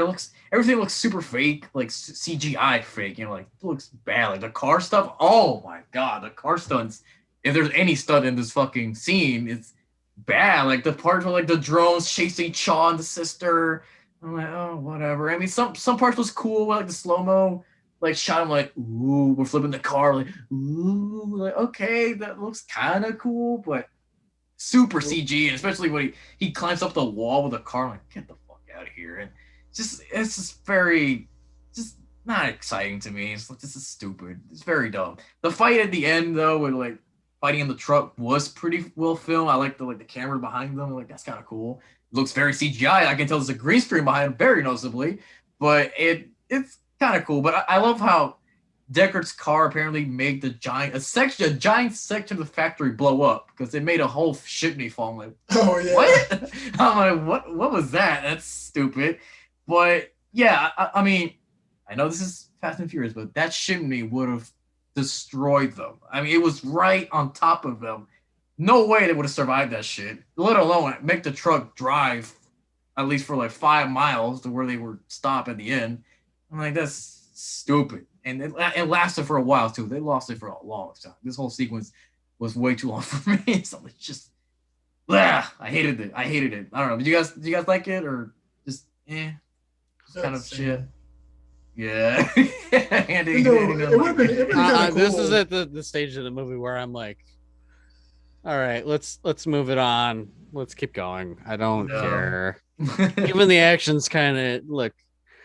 Before I was like, okay, it's kind of like Purple Rain. When the action comes on, I'm back into the movie. But the minute you start talking, I'm done. You got distracted. What were you gonna say, Henry? I was thinking like, yeah, it was just things like missed opportunities. Like they could have, like I'm thinking about like Idris Elba. Like he's supposed to be like indestructible. He's supposed to be like this machine or some machine other than human. And I thought it would have been cool, like if to kind of illustrate that is like him getting like that giant chimney falling on him, like parts of his like skin actually like coming off, like the human parts. Yeah. Actually, like getting hurt, but I mean he's fine, but like human parts of him is being stripped away. Because I kept on saying that he was becoming more machine than person, but they never really like visually showed it other than him being strong. So they actually like did stuff with his skin, like it falling off of him getting hit by these big things. Where like skin wouldn't be able to take that. Like even if he was like internally indestructible, his external like things would be falling apart. So I think that would be a good visual reminder. But like this, he's becoming more machine than human. He's becoming like, just give him a little bit of give him some of an arc or something. Do something visually cool. Like use some humanize him a little bit. Use some of your budget on that instead of some of this dumbass action. Yeah, it was dumbass action, and well, I guess because like it's PG-13, we can't show his limbs and shit. I don't know, maybe like, but yeah, I did notice like it's so dumb that they shouldn't fall upon him. He's just standing there like nothing. I'm like, like Terminator. Yeah, right. It's like I guess he's very strong, so okay, I get it, but it's whatever. It's just so dumb. It's like I just wanted this to end. I'm like, let's keep going. I was like, what the fuck, stupid. Like, and Brixton, don't care about him. But I also just remember like, why did Deckard call his brother to save their sister? It's like they never mention his brother at all, except for the beginning. He's like, oh, your brother, Dexy, or whatever his nickname is. And then he's forgotten for the whole movie. I'm like, bro, Owen was in the last movie. He helped you in the last movie. Why did you call him for this one? I guess Luke Evans was like, no. I don't know. It's like, pay me. You can put a picture of me if you want to again, just like in the last two movies. I was just like, okay, why didn't they call him again? It's weird. Don't even mention his name. And then we get another Kevin Hart scene that made me laugh once and then entire 2 minutes. I'm like, just cut that out, please. Going way too long. All right, and then we meet Brother Jonah, because we gotta go to Samoa. We gotta go to Samoa because apparently when the movie gets a little bit better. Yes. I actually noticed that too. It's like, yes, this movie's a little bit better. Like, beautiful cinematography. Much better. It's like, wow, this actually. I actually wrote this too. It's like it's actually a little better, and this is where the movie they still keep the family theme of the whole franchise. It's like, my sister, my brother, all that stuff. I'm like, oh, that's cool. But like, first of all, what do you guys think of this character of Jonah? What do you guys think of Jonah? I'm gonna let Henry go first on that one. That's something to say. It's just crazy. It's crazy to me that like they got Cliff Curtis to play the brother. I'm like, you got the chameleon. Thank you. I'm like, Cliff, how many ethnicities, how many races can he play? Like he's been Mexican, he's been like Colombian. Yeah, he's been Colombian. He's Native American. Native American. Everything. He's been white passing. I'm like, how many races is he? Like, like now he's Samoan. Like he's Islander. It's crazy. I couldn't. I mean, I like Cliff Curtis, but it's like, damn. Yeah. Like, you're just taking all the jobs, man. I agree with you. I was gonna ask this question like after this one, because man, why is nobody reacting like us with Cliff Curtis? I love Cliff Curtis. He's a great actor, but he's been I honestly got fooled. I didn't know. What? I had no idea. This New Zealander is playing a Samoan guy. Like he's playing Colombian. He's playing a Mexican. I don't even know who he was. I was like, oh. Bruh, his role in Training Day, I was like, what the fuck is this? Yeah. Oh, see, it's been so long. It's been so long since I've seen that.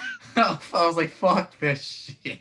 He's great in the movie, but no, no. Just so it's like I don't know I don't know why everybody gives him a pass. It's like, oh, he's Cliff Curtis, he's a great actor. It's not a big deal. Yeah, But I I'm don't like, know. no.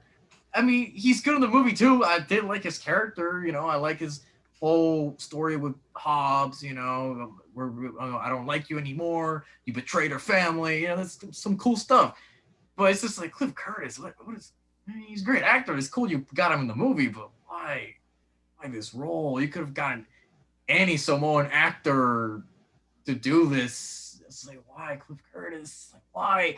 So I don't know. People give him a pass. I don't. It's just like I still like him, but it's like fuck this shit. But I don't know. Do you guys like the character per se? Do you like? Oh, I love the character. I did not know any of those details at all. No, it's like, no, man. It's like, no, man. I'm like, oh well. He's trying to pull no. it off with the words, like Samoan words. Like, Now I feel different. I'm Curtis. like, oh, now that I know that, oh He's no, how like- I feel. He's like, Yeah. don't, you can't pull it off, Cliff. I mean, you kind of, nah, man, nah, don't do that. But I did like Jonah. I think Joe was a cool little character. We finally meet a little bit more of Hop's family. We see the mom. She's pretty cool in the movie too. But yeah, he's played pretty much every ethnicity in the goddamn planet. So I'm like, Jesus Christ. I'm pretty sure he's played an alien too. I don't know. He's played everything. It doesn't matter. But seeing The Rock's heritage is pretty cool in the movie. This is where I did right here that this is where it picks up for me. I did feel like, wow, the pacing is a lot better here. I'm actually enjoying this. It's kind of dumb that Hobbs endangers his whole family by bringing his troubles here. It's like, where do we hide? Let's hide at my family's place. I'm like, bro, you're gonna get your family killed, but okay. It's like, okay, No, but dude. see, the power of family saves the them. power of That's family how The we power save of family. everyone. creates a barrier between Brixton. You can't fuck with that. But it's like, all right, that's just very dangerous. That's very reckless of him. But I do actually like Hobbs' backstory about his dad. His dad was a criminal and shit. Like, oh, yeah, that's kind of cool. I like that. And then this is where I'm like, this is stupid. The setup montage for the final battle. It's so overly dramatic. The camera sweeping, the monologue over the scene. The overlapping transitions. Like, Because apparently mechanics can fix anything, even technology that they've never seen before. And yeah, must- because like apparently Jonah is a fucking scientist. He knows how to work with that machine. Like, get the fuck out of here. And He's like a he's a dam. mechanic. Like, what? He's like, One all day. right, let me put some welding on there. All right, fix. But if they actually just made the whole excuse like, oh, he had a past life, kind of like Tej. If they Oh, make that up, I would have liked that at least. Oh, I would pass like Like, before you, brother. It's been a long time, Hobbs. You don't know what I've done since you left. I've been at MIT. Like, what? I don't know. Apparently, he's been doing a lot of science stuff. But I love how dramatic that shit is. With like the setup montage. Like, all right, brother, what are we gonna do, Shaw? What are we gonna do, brother? Like, the family's coming here. We gotta fight him. Gotta fight him home tough. And like, it's all right. This is super dramatic. I kind of like it. It's stupid.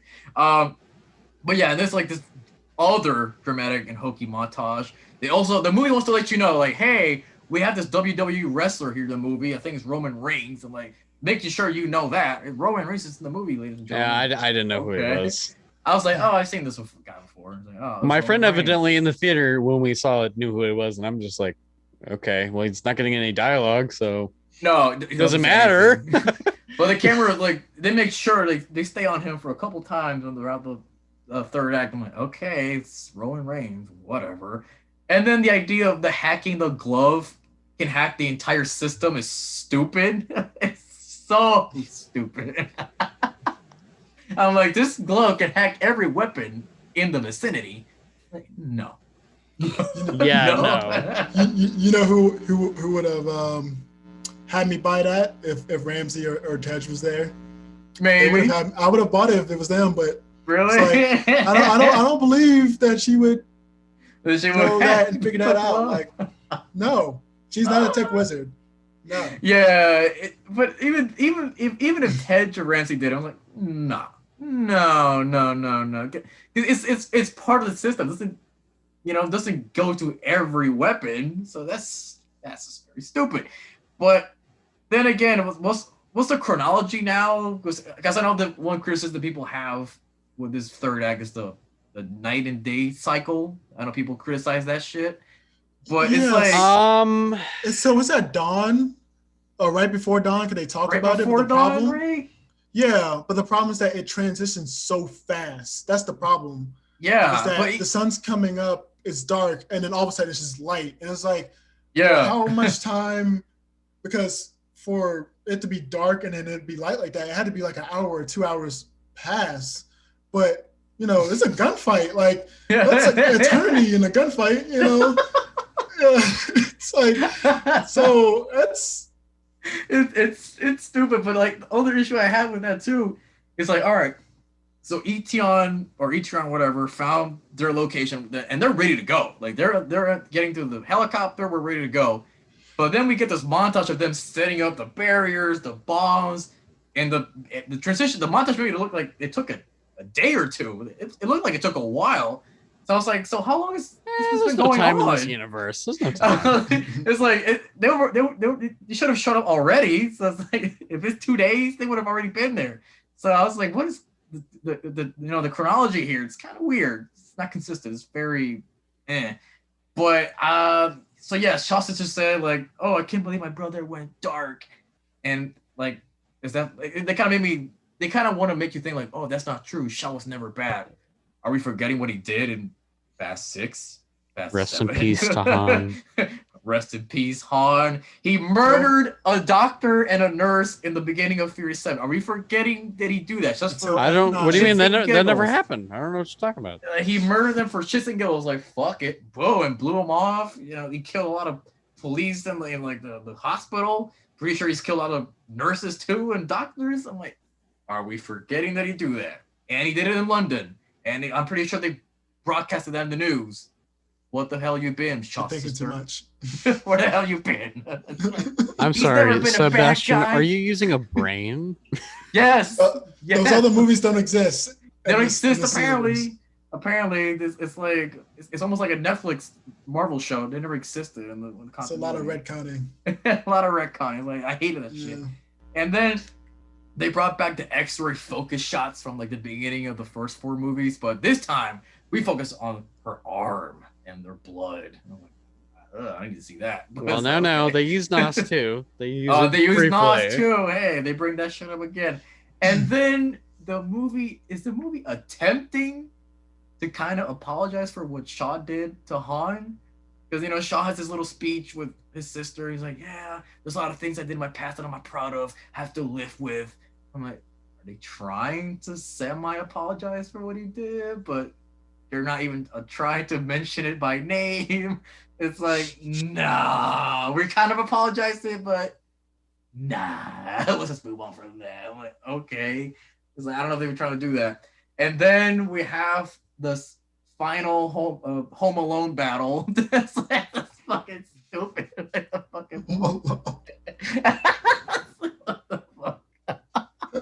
And the bombs and shit. I was like, what the hell is this?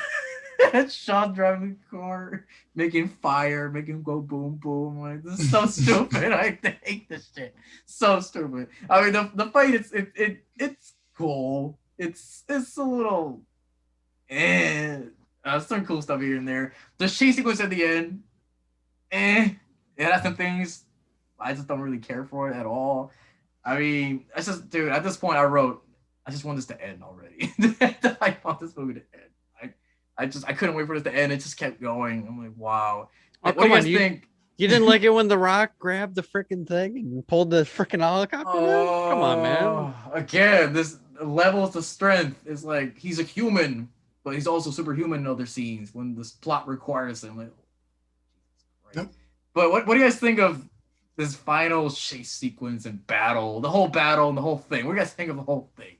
Dumb, you guys hate it? Stupid, ridiculous, but it was the most fun I had in the whole fucking movie. Really? Oh, dude, I'm sitting there having a fun ass time. I'm like, oh, yeah, I couldn't do it. Yeah! You guys are throwing logic out the door. Okay. I'm just Man, accepting it now. I couldn't get into it. I wish I was in your boat, but I couldn't. I was like, this is stupid. It's not I fun. sense Henry's anger. Go ahead, be angry at me, Henry, come on, join me. Actually, I'm actually with Andrew. Like, like the whole Samoa part. Like, once they got to Samoa, it was like, this is like the movie just infinitely got better. Like, it was just like a big jump in terms of like the whole family stuff with the mom. It was like, I'm gonna beat you with the slipper. With the slipper. And then like the action scene was probably the best one in the movie. Like, it was dumb, but it was like I was enjoying myself finally in the movie. Like, this is fun. Like, even when they were trying to pull down the helicopter, like, they were trying to wrench it and it wasn't working, and then the brothers came up and they were like attaching themselves to make that little train to kind of pull it down. Even though it was very like CG in some parts, but it was like super CG. The background, the background is like that's CG. But it was, I thought it was the better part of the movie. Well, before the helicopter actually comes down, because that's a little bit different. But I'd say pre-helicopter coming down, I would say that was the parts of the movie that I enjoyed the most. Okay. The family, the whole action scene, like all of that was like, I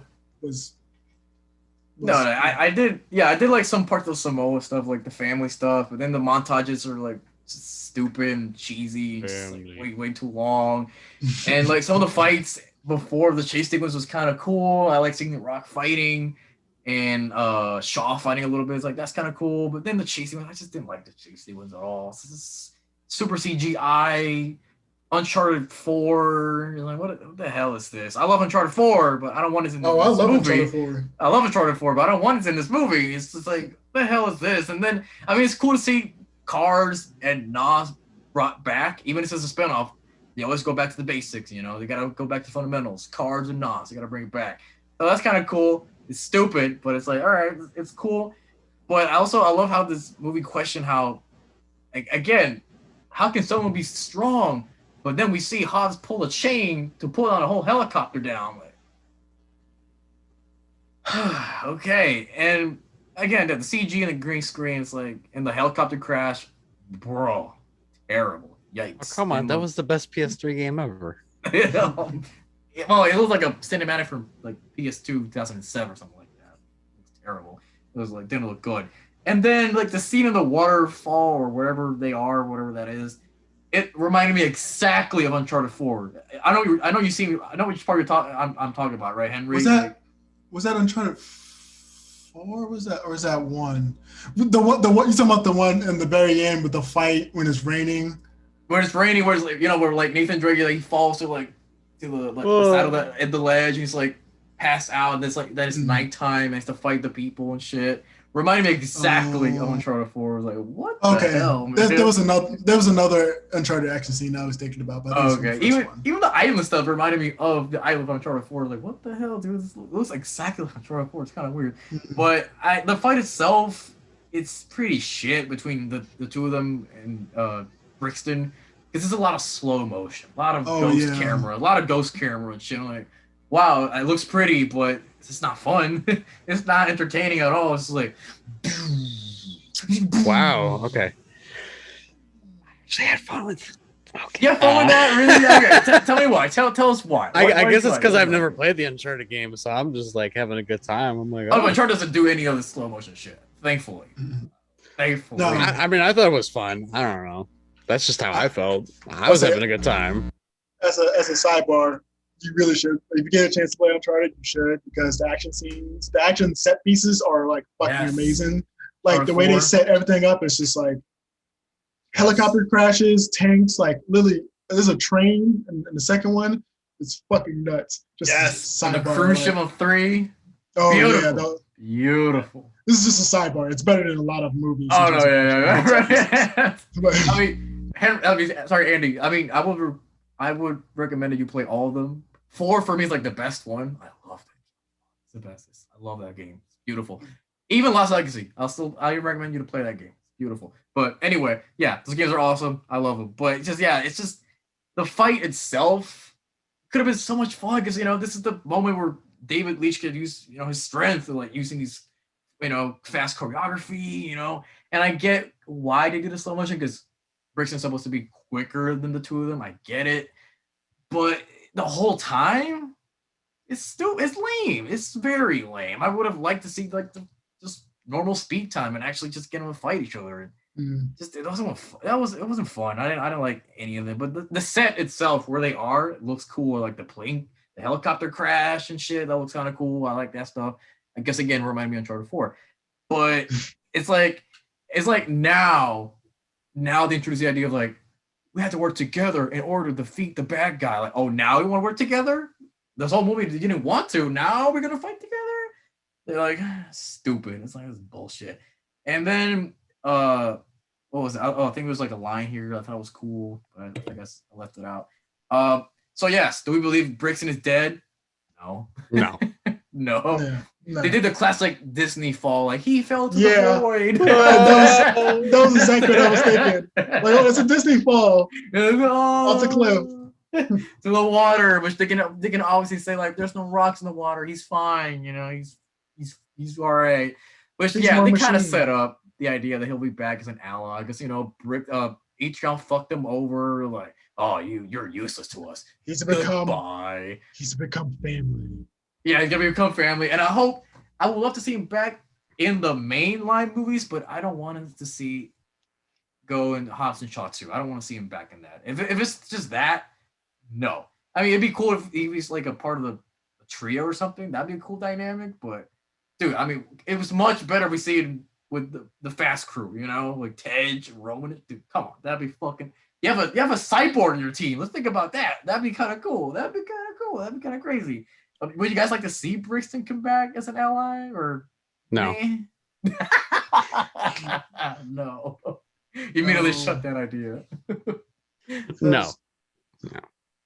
Yeah, because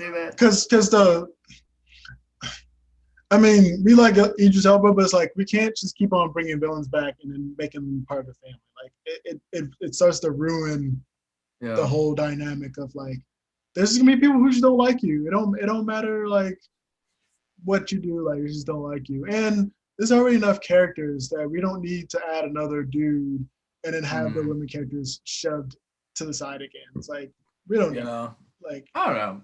I would like to see him if they can find a way to put him in there. It could be too crowded, but I don't know. They could make it work. I don't know. We'll see. I mean, that's if they don't make Cypher an ally too, because Jesus Christ, they're probably gonna do that. I'm like, fuck, I don't want to see that. But I don't know. We'll see. And then the movie just ends abruptly. I'm like, oh, the movie's done. Thank God.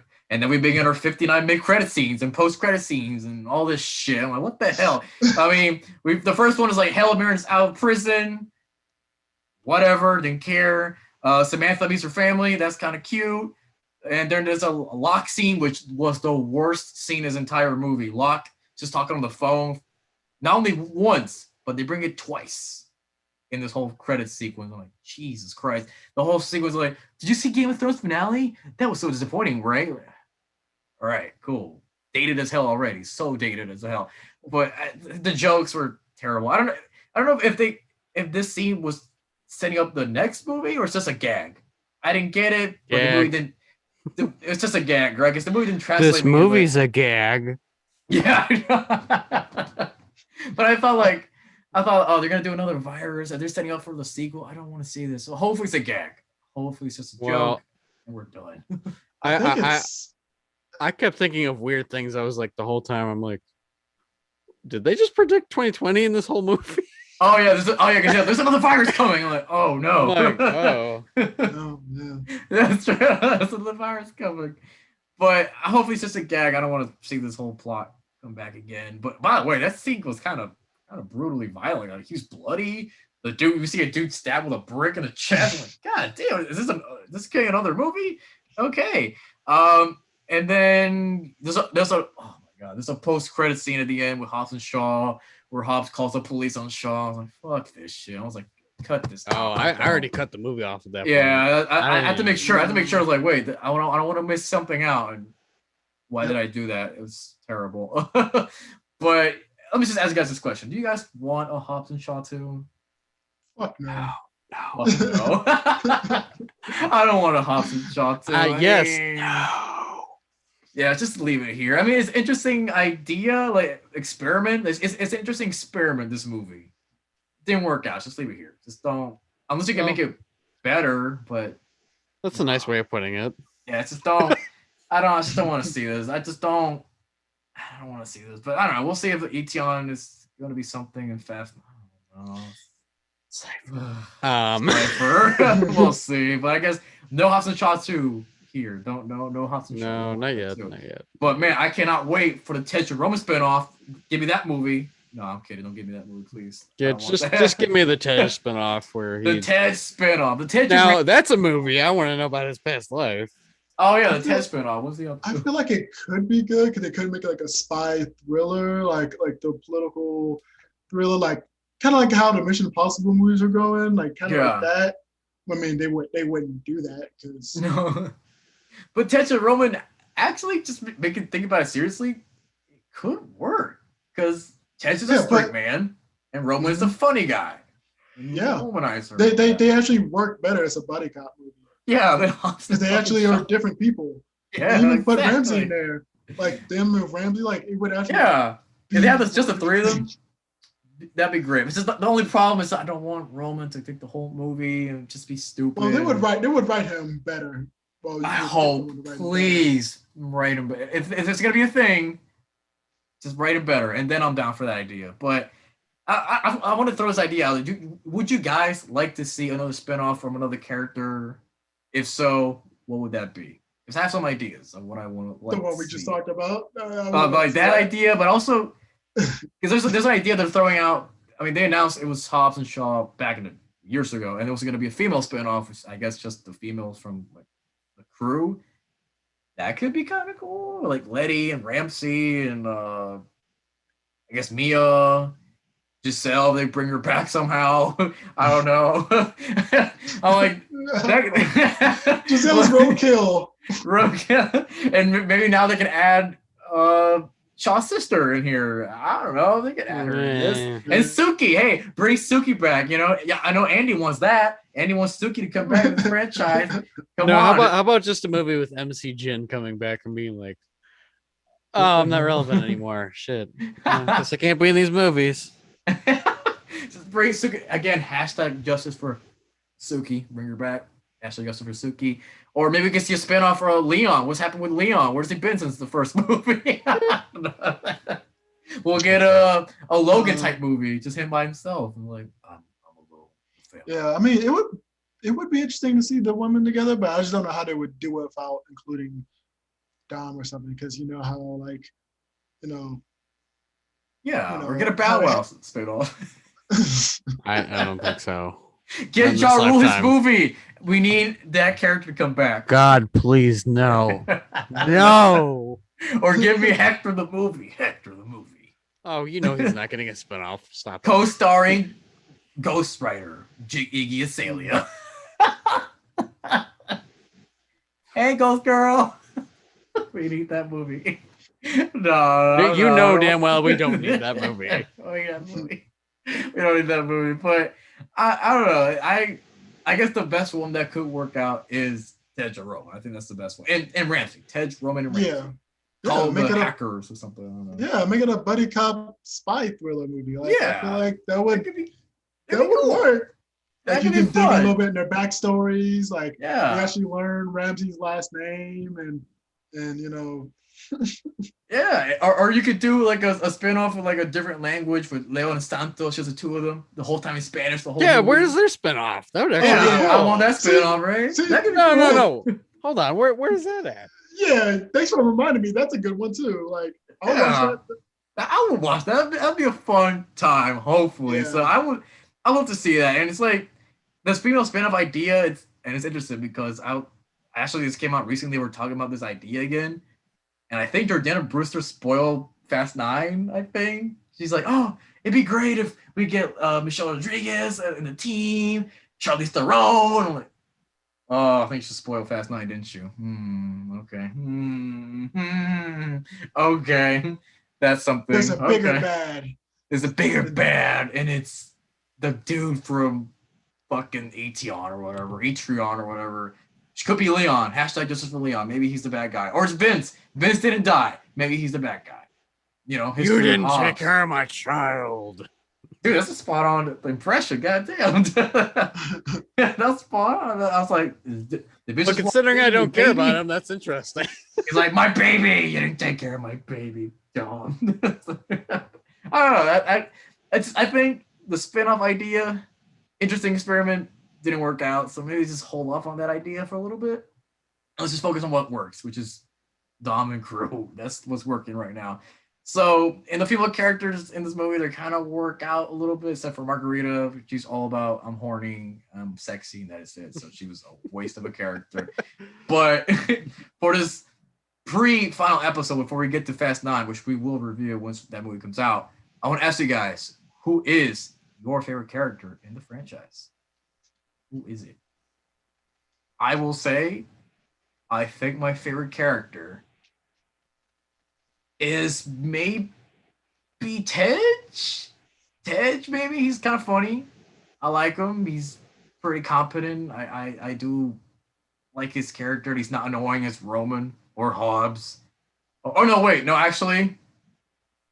Fuck it. It's Han. Han's my favorite character. That's where I was about to go. Fuck it. I was like, wait a minute. Han. No, Han.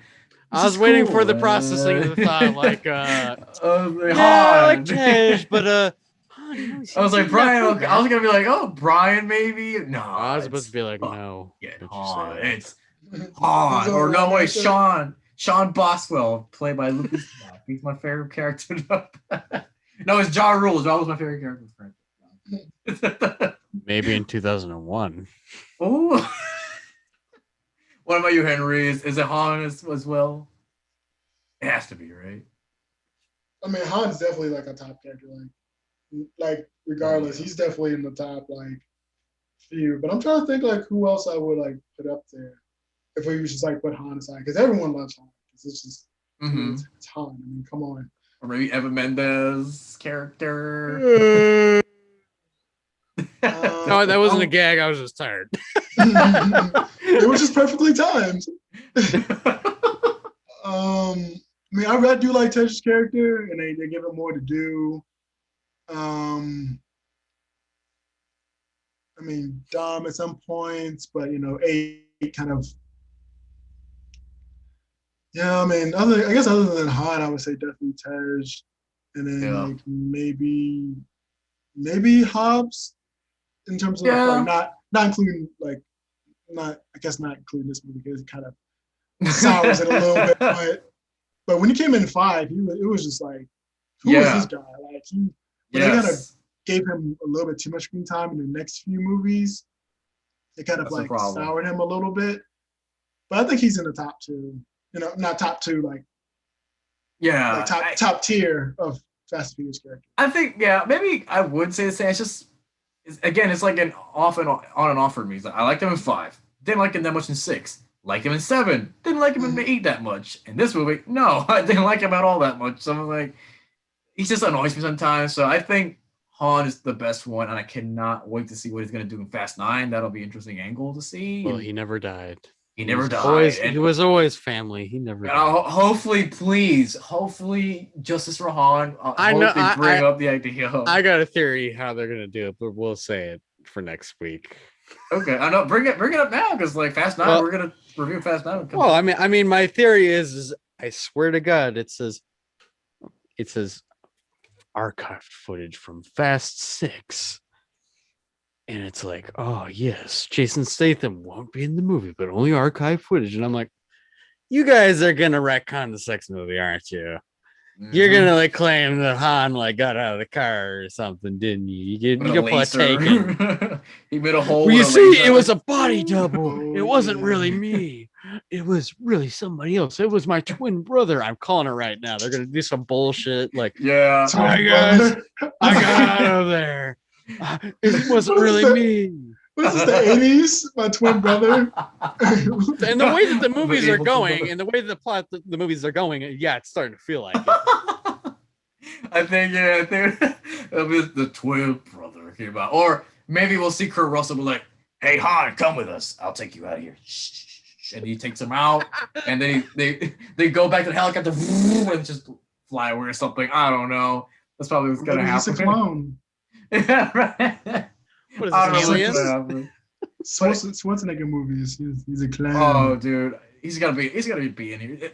Probably Stallone will be here first than Schwarzenegger. That's for sure. He'll be in here, but hopefully the next movie they do explain what happened. Well, I guess they will, right? But I hope they address what Shaw did, because come on, man, it's been 2 movies. We're not addressing this.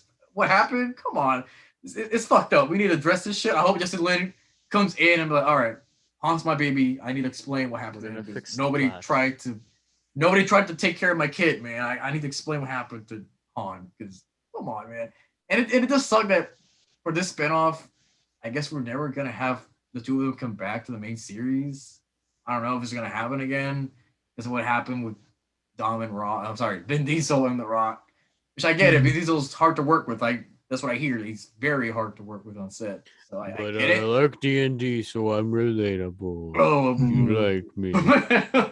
So it sucks to think that we don't have them together again. Hopefully they get it all sorted out and we get them back together. But please explain what happened to Han. I can't let him just. Oh, Shaw's a good guy. No.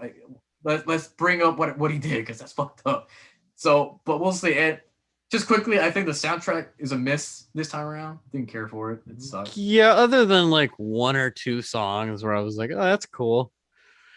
They seem to go with a pop route this time around. Yeah. Way less like hip hop and all that stuff, like the roots. They just like were like, okay, hip hop, nope.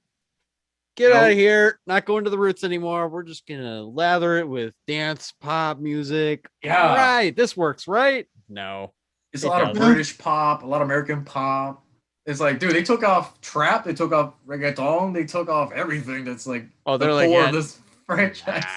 I mean, that's American way. I mean, you build your audience on Black culture, and then when you get popular, you just well, check how that ironic! shit out. How ironic! Logic's on the soundtrack. Oh, Logic is the soundtrack? Shit, I don't know. Yeah. Oh, briefly, yeah. Because the moments they did put songs in this movie, like, this just sucks. Except for like the beginning, and that's it. Like, this music is terrible. This sucks. So like this soundtrack, the first miss for me. The first one, I'm like, didn't care for it.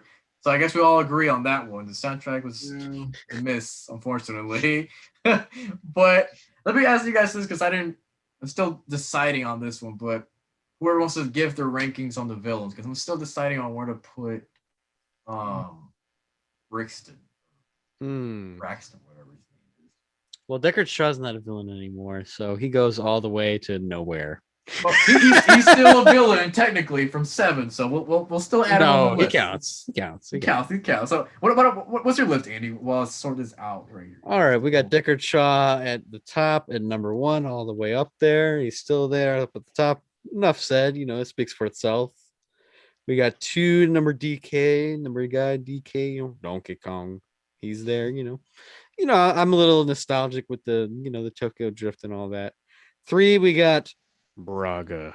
Even though I've explained time and time again, don't love the movie, don't hate the villain though. Enough said. 4, we got Owen Shaw, not as good as his brother up there at the top, but Luke Evans does give a decent performance. I do like him.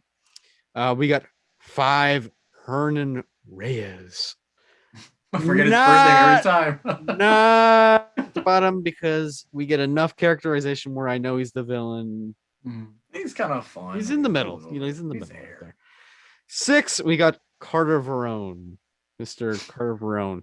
Mr. White. Not at the bottom, because, I mean, that bucket scene was evil. Honestly, that's the only thing keeping him below. He's pretty intimidating, man. We got Mr. Number 7. We're getting worse. Okay. We got Brixton Lore. Lore, number 7. Brixton, okay. Now, Interesting. the only reason he's up at number 7 is because he's not as bad as Johnny Tran. Rude. At least the movie attempts to give Brixton a backstory. Attempts. Yeah, I'm not saying it's good.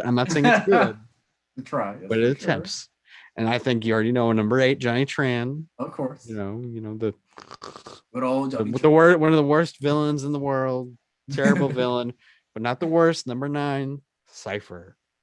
Yes, we just get no characterization with Charlize Theron. She just the whole time she's just there to not emote, yell commands at the hackers, and just escape. And you already forgot she's there. Yeah, and gets frustrated at the end, like, oh, why things not working?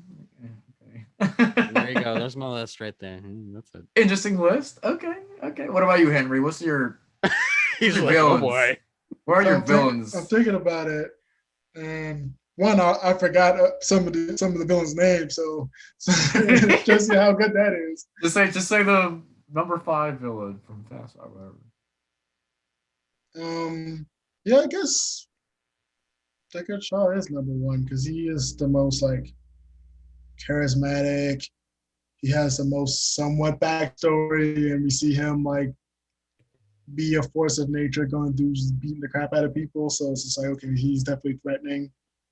And then I think DK is still like a top one too, like, it's a 2 because he gets the most characterization. You see his uncle, the Yakuza and everything. Like, it's the most developed. He actually has somewhat of a story arc.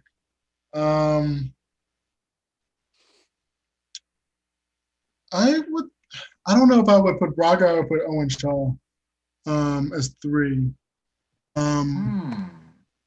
Because both of them are intimidating. Yeah.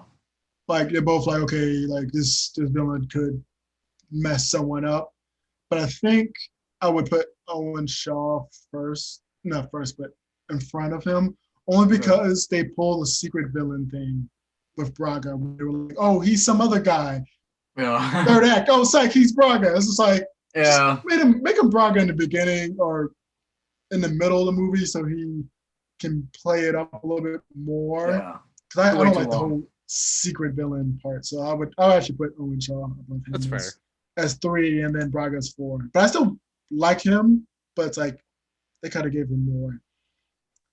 And then there's a big gap between those 4 and then the rest of the villains because they're kind of like you said, Andy, like they don't have much character. Yeah. Like they're just there to be a villain.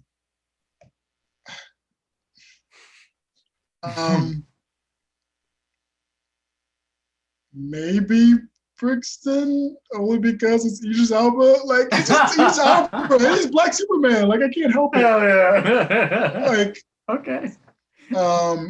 And then can I just like lump all the album into 3, is it 4-way tie of trash? Sure, if you want to do that. Yeah, so Cypher, Reyes, Carter Verone, and Johnny Tran. Well, Johnny Tran's below it. So Johnny Tran's last, and then 3-way tie, second to last with the other 3. Because it's just, they don't have anything. They don't give me anything. It's like, I wouldn't disagree with you on that. I wouldn't disagree with you on that. It's just, they're not the best. And I think my top 4 is the same. Deckard, DK, Owen Shaw, then Braga. I think my number 5 is Reyes because he's evil. And I liked him for a little bit. He's not as wacky as Verone, which is number 6, but I love Verone because he's just so silly. I liked him. Then number 7, I'm gonna put Johnny Tran on there. I used to be my bottom for a long time, but I actually his way up. When thinking about it now, it's just Johnny Tran is just he's fun. He's very one note. He's just fun, the scene that we keep mentioning, where he blows up Dom's car, in the restaurant or whatever. Like, that's cool, and he's evil, and the actor is great. I like that actor. He's very, very likable, so I liked him. Hopefully, he is the head of Etrion. Maybe he comes back. I don't know, but he snapped his neck in the first movies. I don't think so, but I liked him. Number 8 is Brixton Lord. I didn't like him at all. He was very flat. I didn't care for him. But I'm only putting it there because he is better than Cypher. I guess no, I don't like Cypher at all. I don't like Cypher. She's annoying. She's useless. She pretends that she's smart, but she's not. She's pretty dumb. She's very a terrible villain. And so to bring her back in Fast 9 just tells me I'm so excited for that movie just to see her again. Jesus Christ, why did they do that? So yeah, she's the bottom, and I think maybe she'll still be there in the next movie because I don't know if she's the villain in the next movie. I'm not sure. I guess she'll still be there in the next movie. So yeah, that's my official ranking of the villains. Cypher's the last one. I'm sorry. Let me know in the comments what your ranking is, because that's how it is. That's how it is for this. But to close it out now with the final thoughts and scores, I'm gonna say, man, for this movie, man, the interactions are so tiring of Hobbs and Shaw. I didn't care for like how they were working out together. They're so annoying. They're always bickering. They're always being immature, bratty, self-inflated egos. It's just like, bro, I can't. It's not fun. You couldn't make it fun. It just didn't work out for me. So if I don't like the two main characters, that's a big issue. And it's like the way they kind of handle them, trying to get improved or making them like each other. It's just poorly handled. It's just not. Again, it's not consistent with the resolution the last movie. So that pissed me off so much. And sometimes their jokes are funny. They're kind of fun sometimes, but it doesn't save the movie for me. Compared to like the rest of the movie, it doesn't work out. So this movie was too long for me, although it's shorter than maybe the last two movies. So that tells you something. The CGI is too much. It's a lot of it, and it's not that great. Like the bricks and stuff. Ugh, didn't like that.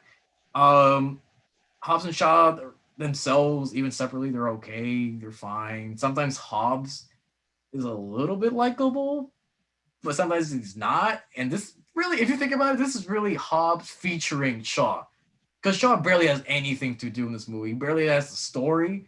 He doesn't have a backstory really that much. It's really Hobbs' story. I mean, we focus on his daughter, his family. The whole third act is his family. So Shaw is like, oh, my mom is here. Well, my sister's in the whole movie, so that counts? Not too much. So he's really doesn't add anything. Like, I kind of even wrote down that I even think Shaw's existence just kind of derailed this franchise for me after 7. If you think about it, it's like just including him too much. His movies are just not that good, except 7. So ever since they include the Shaws in here, this just kind of been going downhill for me, and I kind of don't want to see Shaw again anymore. Think about it. Jason Statham is cool. Unless they make him better, I just don't really care. But yeah, this movie's too crazy. It's over the top. I hate the camaraderie they have the whole time. It wasn't really funny. Cinematography's cool. It's beautiful. The action's great sometimes, but it's movie's fucking boring. Except pieces suck. The biggest problem is that this movie doesn't have the spirit or the heart of the Fast movies. It's without it, I don't care about anything going on here. So this movie is just not a good time for me, and it is the worst time I've had in this fucking franchise, being at the bottom of my fucking list of the rankings, with this being a 2 out of 10. I hate this movie. I hate this movie so much. I hate this movie so much. It's my number 9. I hate this movie so much, and I'll give my rankings quickly. It's 7, 1, 2, 5, 3, 1, 2. Oh Lord Jesus. 6 is 6. 7 is 4. 8 is Fast 8, and 9 is Hobbs and Shaw. Fuck Hobbs and Shaw. Don't need them. Don't want them anymore. So, all right. Who wants to continue on? Who wants to continue on? I'll go last. Go ahead, Henry. What's your ranking? You can rant for a little bit. What's your review and your rankings? So I guess to close it out for this movie, it's a bad buddy cop movie. Like I said, it takes some elements and it just fails at every single one. There's no chemistry. A lot of the jokes run flat, and a lot of those buddy cop movies, there's heart, and this doesn't have much heart except for the third act. But they try to shove it in, and it starts to work, but it's like this is too little, too late, type of thing. And it's like the whole joke about Fast and Furious is about family. Like, you know, that's supposed to be like the heart the franchise, and that's Mm-hmm. the reason why some of the other movies, the ones that we generally consider the best ones, work so well, and why some of the other ones that we don't like so well fails to remember that. Mm-hmm. And yeah, like the villain's a little flat, even though you get a good actor with Elba. The action scenes in terms of the fighting, like the actual like hand-to-hand combat is good, but like the big set pieces and the driving, it's definitely a lower tier, which is like not what you want for Fast and Furious. Even if you're not doing like car racing, like straight up just racing, but you gotta have good stunts with the cars. Like that's what people really love about these movies, other than the family. It's like it's not as good. And then, like you said, like the red comedy with starting with a little bit with 7, but 8, and then this one is it's just so many like leaps of logic, like changing how things were, changing motivations, eliminating character arcs, that were already done. It's just like this is a bad movie, and it makes it changes my ranking after watching this movie. It changes some of my rankings for some of the other movies. So I would say this is like a 4 out of 10. Like if I was doing a marathon, I would not watch this. No, me either. I don't watch the movie again. It's done. So my ranking is 7 is number 1, still, because they did a really good job at the end. The whole Paul Walker thing. Like I thought that the way they pulled that off was like really well done. Like I was really surprised on how well that was done, because they could have easily messed it up and they didn't. But really, like right behind it is 5. Because I really like 5. It's a lot of fun. It's kind of like the whole heist, ensemble thing going on. I thought that was really good. And I'll put 1 because even though it's not as big as the other ones, it is kind of a complete story, and some of the action scenes, even though they're not as bombastic, they have a lot of heart, or not a lot of heart, but a lot of it's really exhilarating. The last scene with the truck driver and he has the gun. It's like you really think like he's gonna kill them. Like he's gonna mess them up. So 1 is the third movie. Then I'll put 3 because of Justin Lin's like action. He did a really good job with the driving. Oh yeah. And then this is where things change, because even though I still think it's a bad movie, I think that 2 actually moved up in my rankings. Yeah. Only because it's a better buddy cop movie, like than Hobbs and Shaw is. Yeah. Really, like, well, not buddy cop, but it's just like chemistry between them. It's like the best like bromance movie you can ever watch, really. Yeah. It's fun. It's fun. And some of the actual car racing scenes are actually really good in that. So yeah, it's very fun. So I would move that to 5. Move it up to 5. And I would say 6 would be, I guess, number 6. Because I flip up between 6 and 8. And I would rather watch 6 than 8. I'm just thinking about it like, yeah. And I would actually I would wedge 4 in between 6 and 8. So I'll do 6, 4, and 8. Okay. And then Hobbs and Shaw at the bottom. And only reason is that Hobbs and Shaw made some of the previous movies worse. It made 8 worse for me because it started changing a lot of the stuff in that. And I'm like, well, this movie's useless. Yeah. But that movie's better than this one, but it made it worse. So that's why 6 jumped up in front of 8 for me. And 4, even though it's kind of like whatever, it's better than 8. It's definitely better than Hobbs and Shaw. So 7, 5, 1, 3, 2, 6, 4, 8, and then Hobbs and Shaw. Okay, I love that list. Almost pretty much the same as mine. Pretty much the same list, I think. So I was like, good. Almost. Good list. Yeah, here it goes. Here it goes. Here goes Andy. Come on. Let's go. Let us bring it home. That's how you truly feel, Andy. I'm scared. I don't want to say. Okay, so this movie is weird to me. The first act is at least bearable to okay. The second act is The whole plane to factory segment is just a blur to me. I don't even remember a single thing that happened. Completely forgot. The third act is like, oh, we're actually going to a location that's actually interesting. Oh, they're deciding to try and act now. What's going on here? Okay. All right. I guess I'm rolling with it. But this is not a good movie. If you can't have a consistent movie the whole way through, you're just not a good movie. No. I don't care if I rented this from Redbox. It's not a good movie. At the end of the day, this was still not worth $1.30 to rent at Redbox. Oh. I would rather watch movie 43 on loop Jesus. and watch this movie again. Obviously, I'm kidding. I'm not seriously. I was about to say, I'm like, Okay, now I'm exaggerating a little. It's not that bad. I was like, maybe, I don't know. So Sub's like, maybe I'll watch that movie. I don't know. Yeah, I'll watch it. Like, it sounds better. Yeah, this movie is like the Purple Rain of action movies. The dialogue is awful, but anytime the action is there, instantly the movie is better. But that doesn't make the movie good either. Listen, I can have a fun time. I can sit down and have a fun time. That doesn't make your movie good, though. I'm sorry. So this movie gets a 3 out of 10 for me. Yes. It's not an enjoyable experience.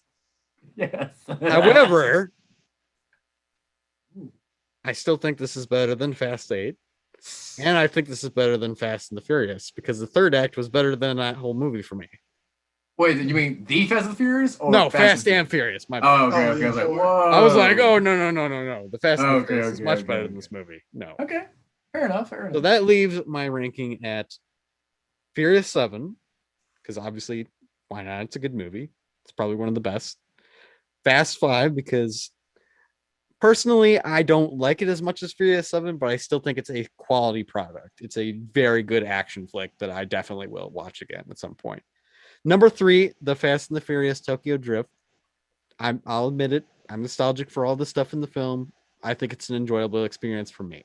I think it's a fun little ride. You know, I got some Pharrell in the background. You know, I'm having a good time. We're drifting. We're nosing. You know. Number 4 is Too Fast, Too Furious. I know I've been catching some flack for liking this movie. Okay. Dude, Listen, no, as we go along, it's like I actually like this movie more and more. Like I think it's fucking fun. I like Too Fast and Furious. I just love the chemistry and the romance. Like it's perfect to put on for Pride Month. You know, Paul Walker and Tyrese having a nice relationship where he doesn't want Paul Walker to be with Eva Mendes. He's like, no, man, be with me. Come here, man. I love you. It's the best romance ever. But no, seriously, I like that movie quite a bit. Also, how can you go wrong with Ludacris? Seriously. Oh, of course. And then we got number 5, The Fast and the Furious. I talk a lot of shit about this movie, but I still like it.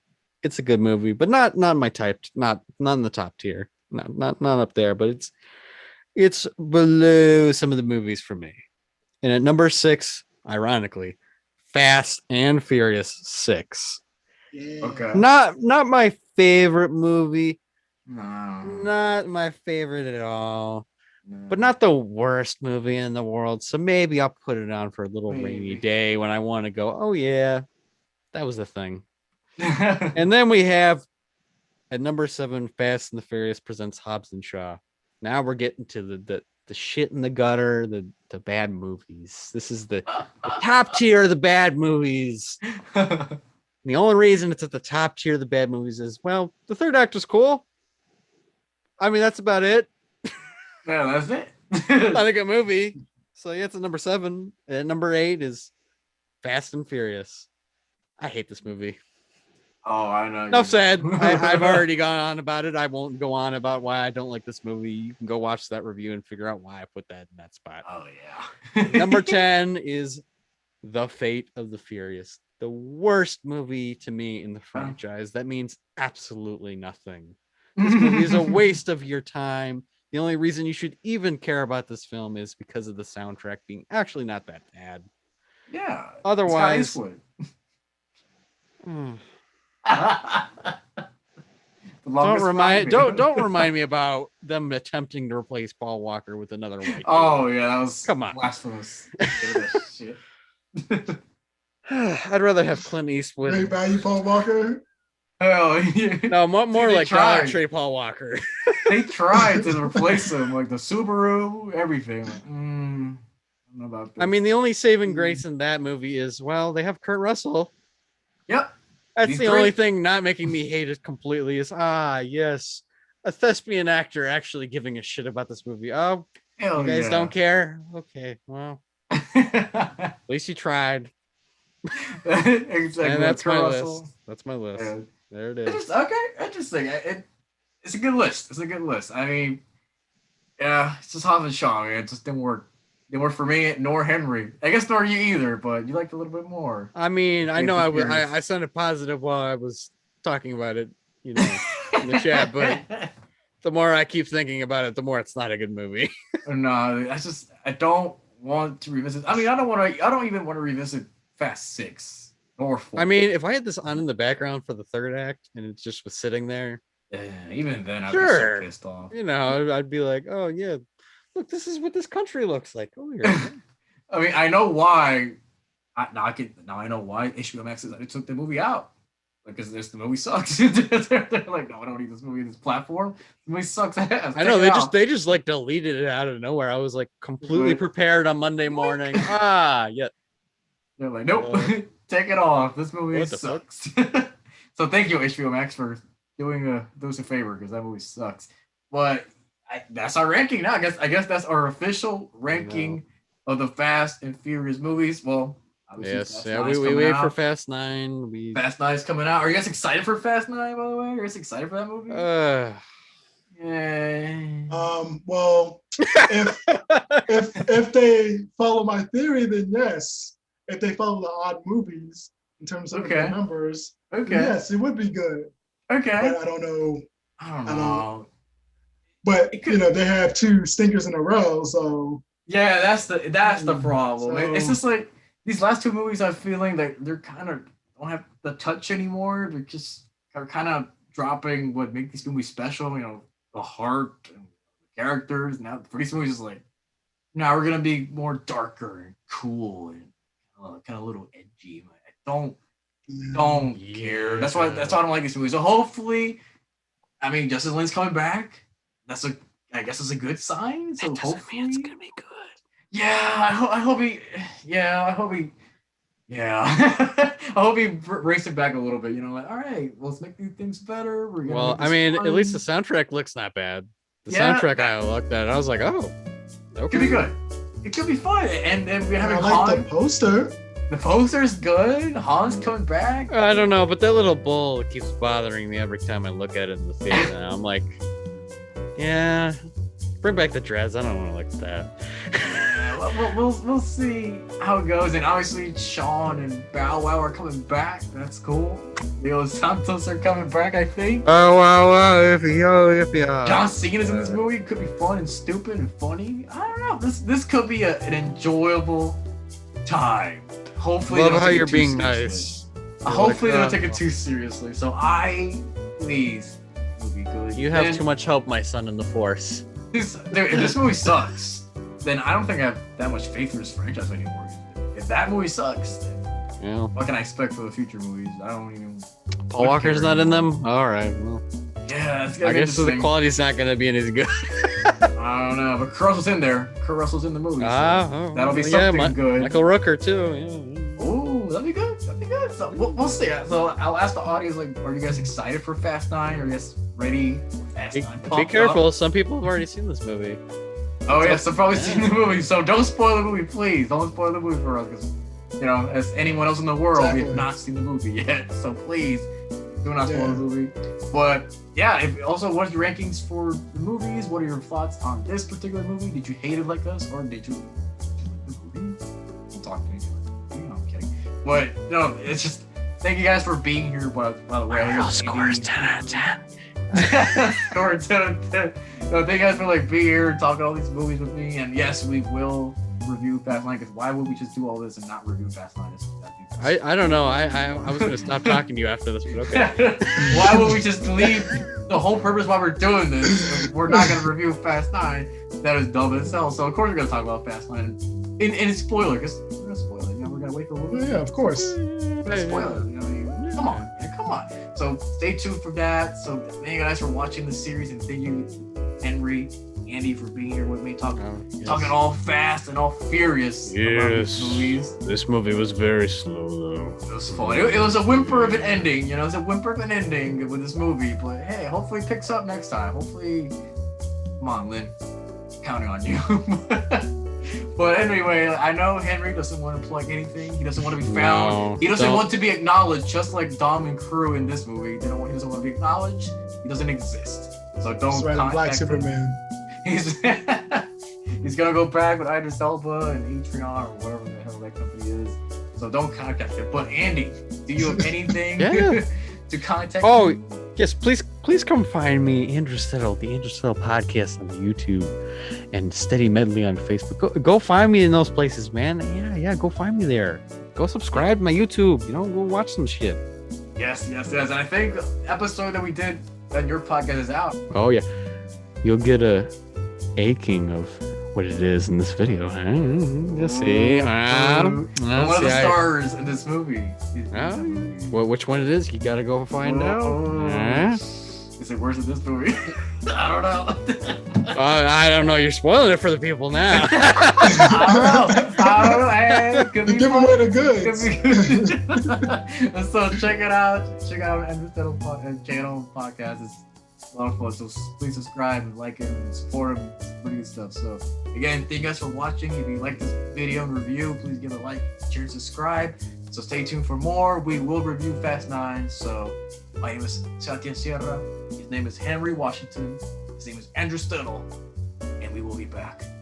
The Avengers will be back. Or I don't know. That's not I'm gonna The bitches will return. The Avengers will return. Oh, Fast 9. Nobody. Okay, I'll see you later.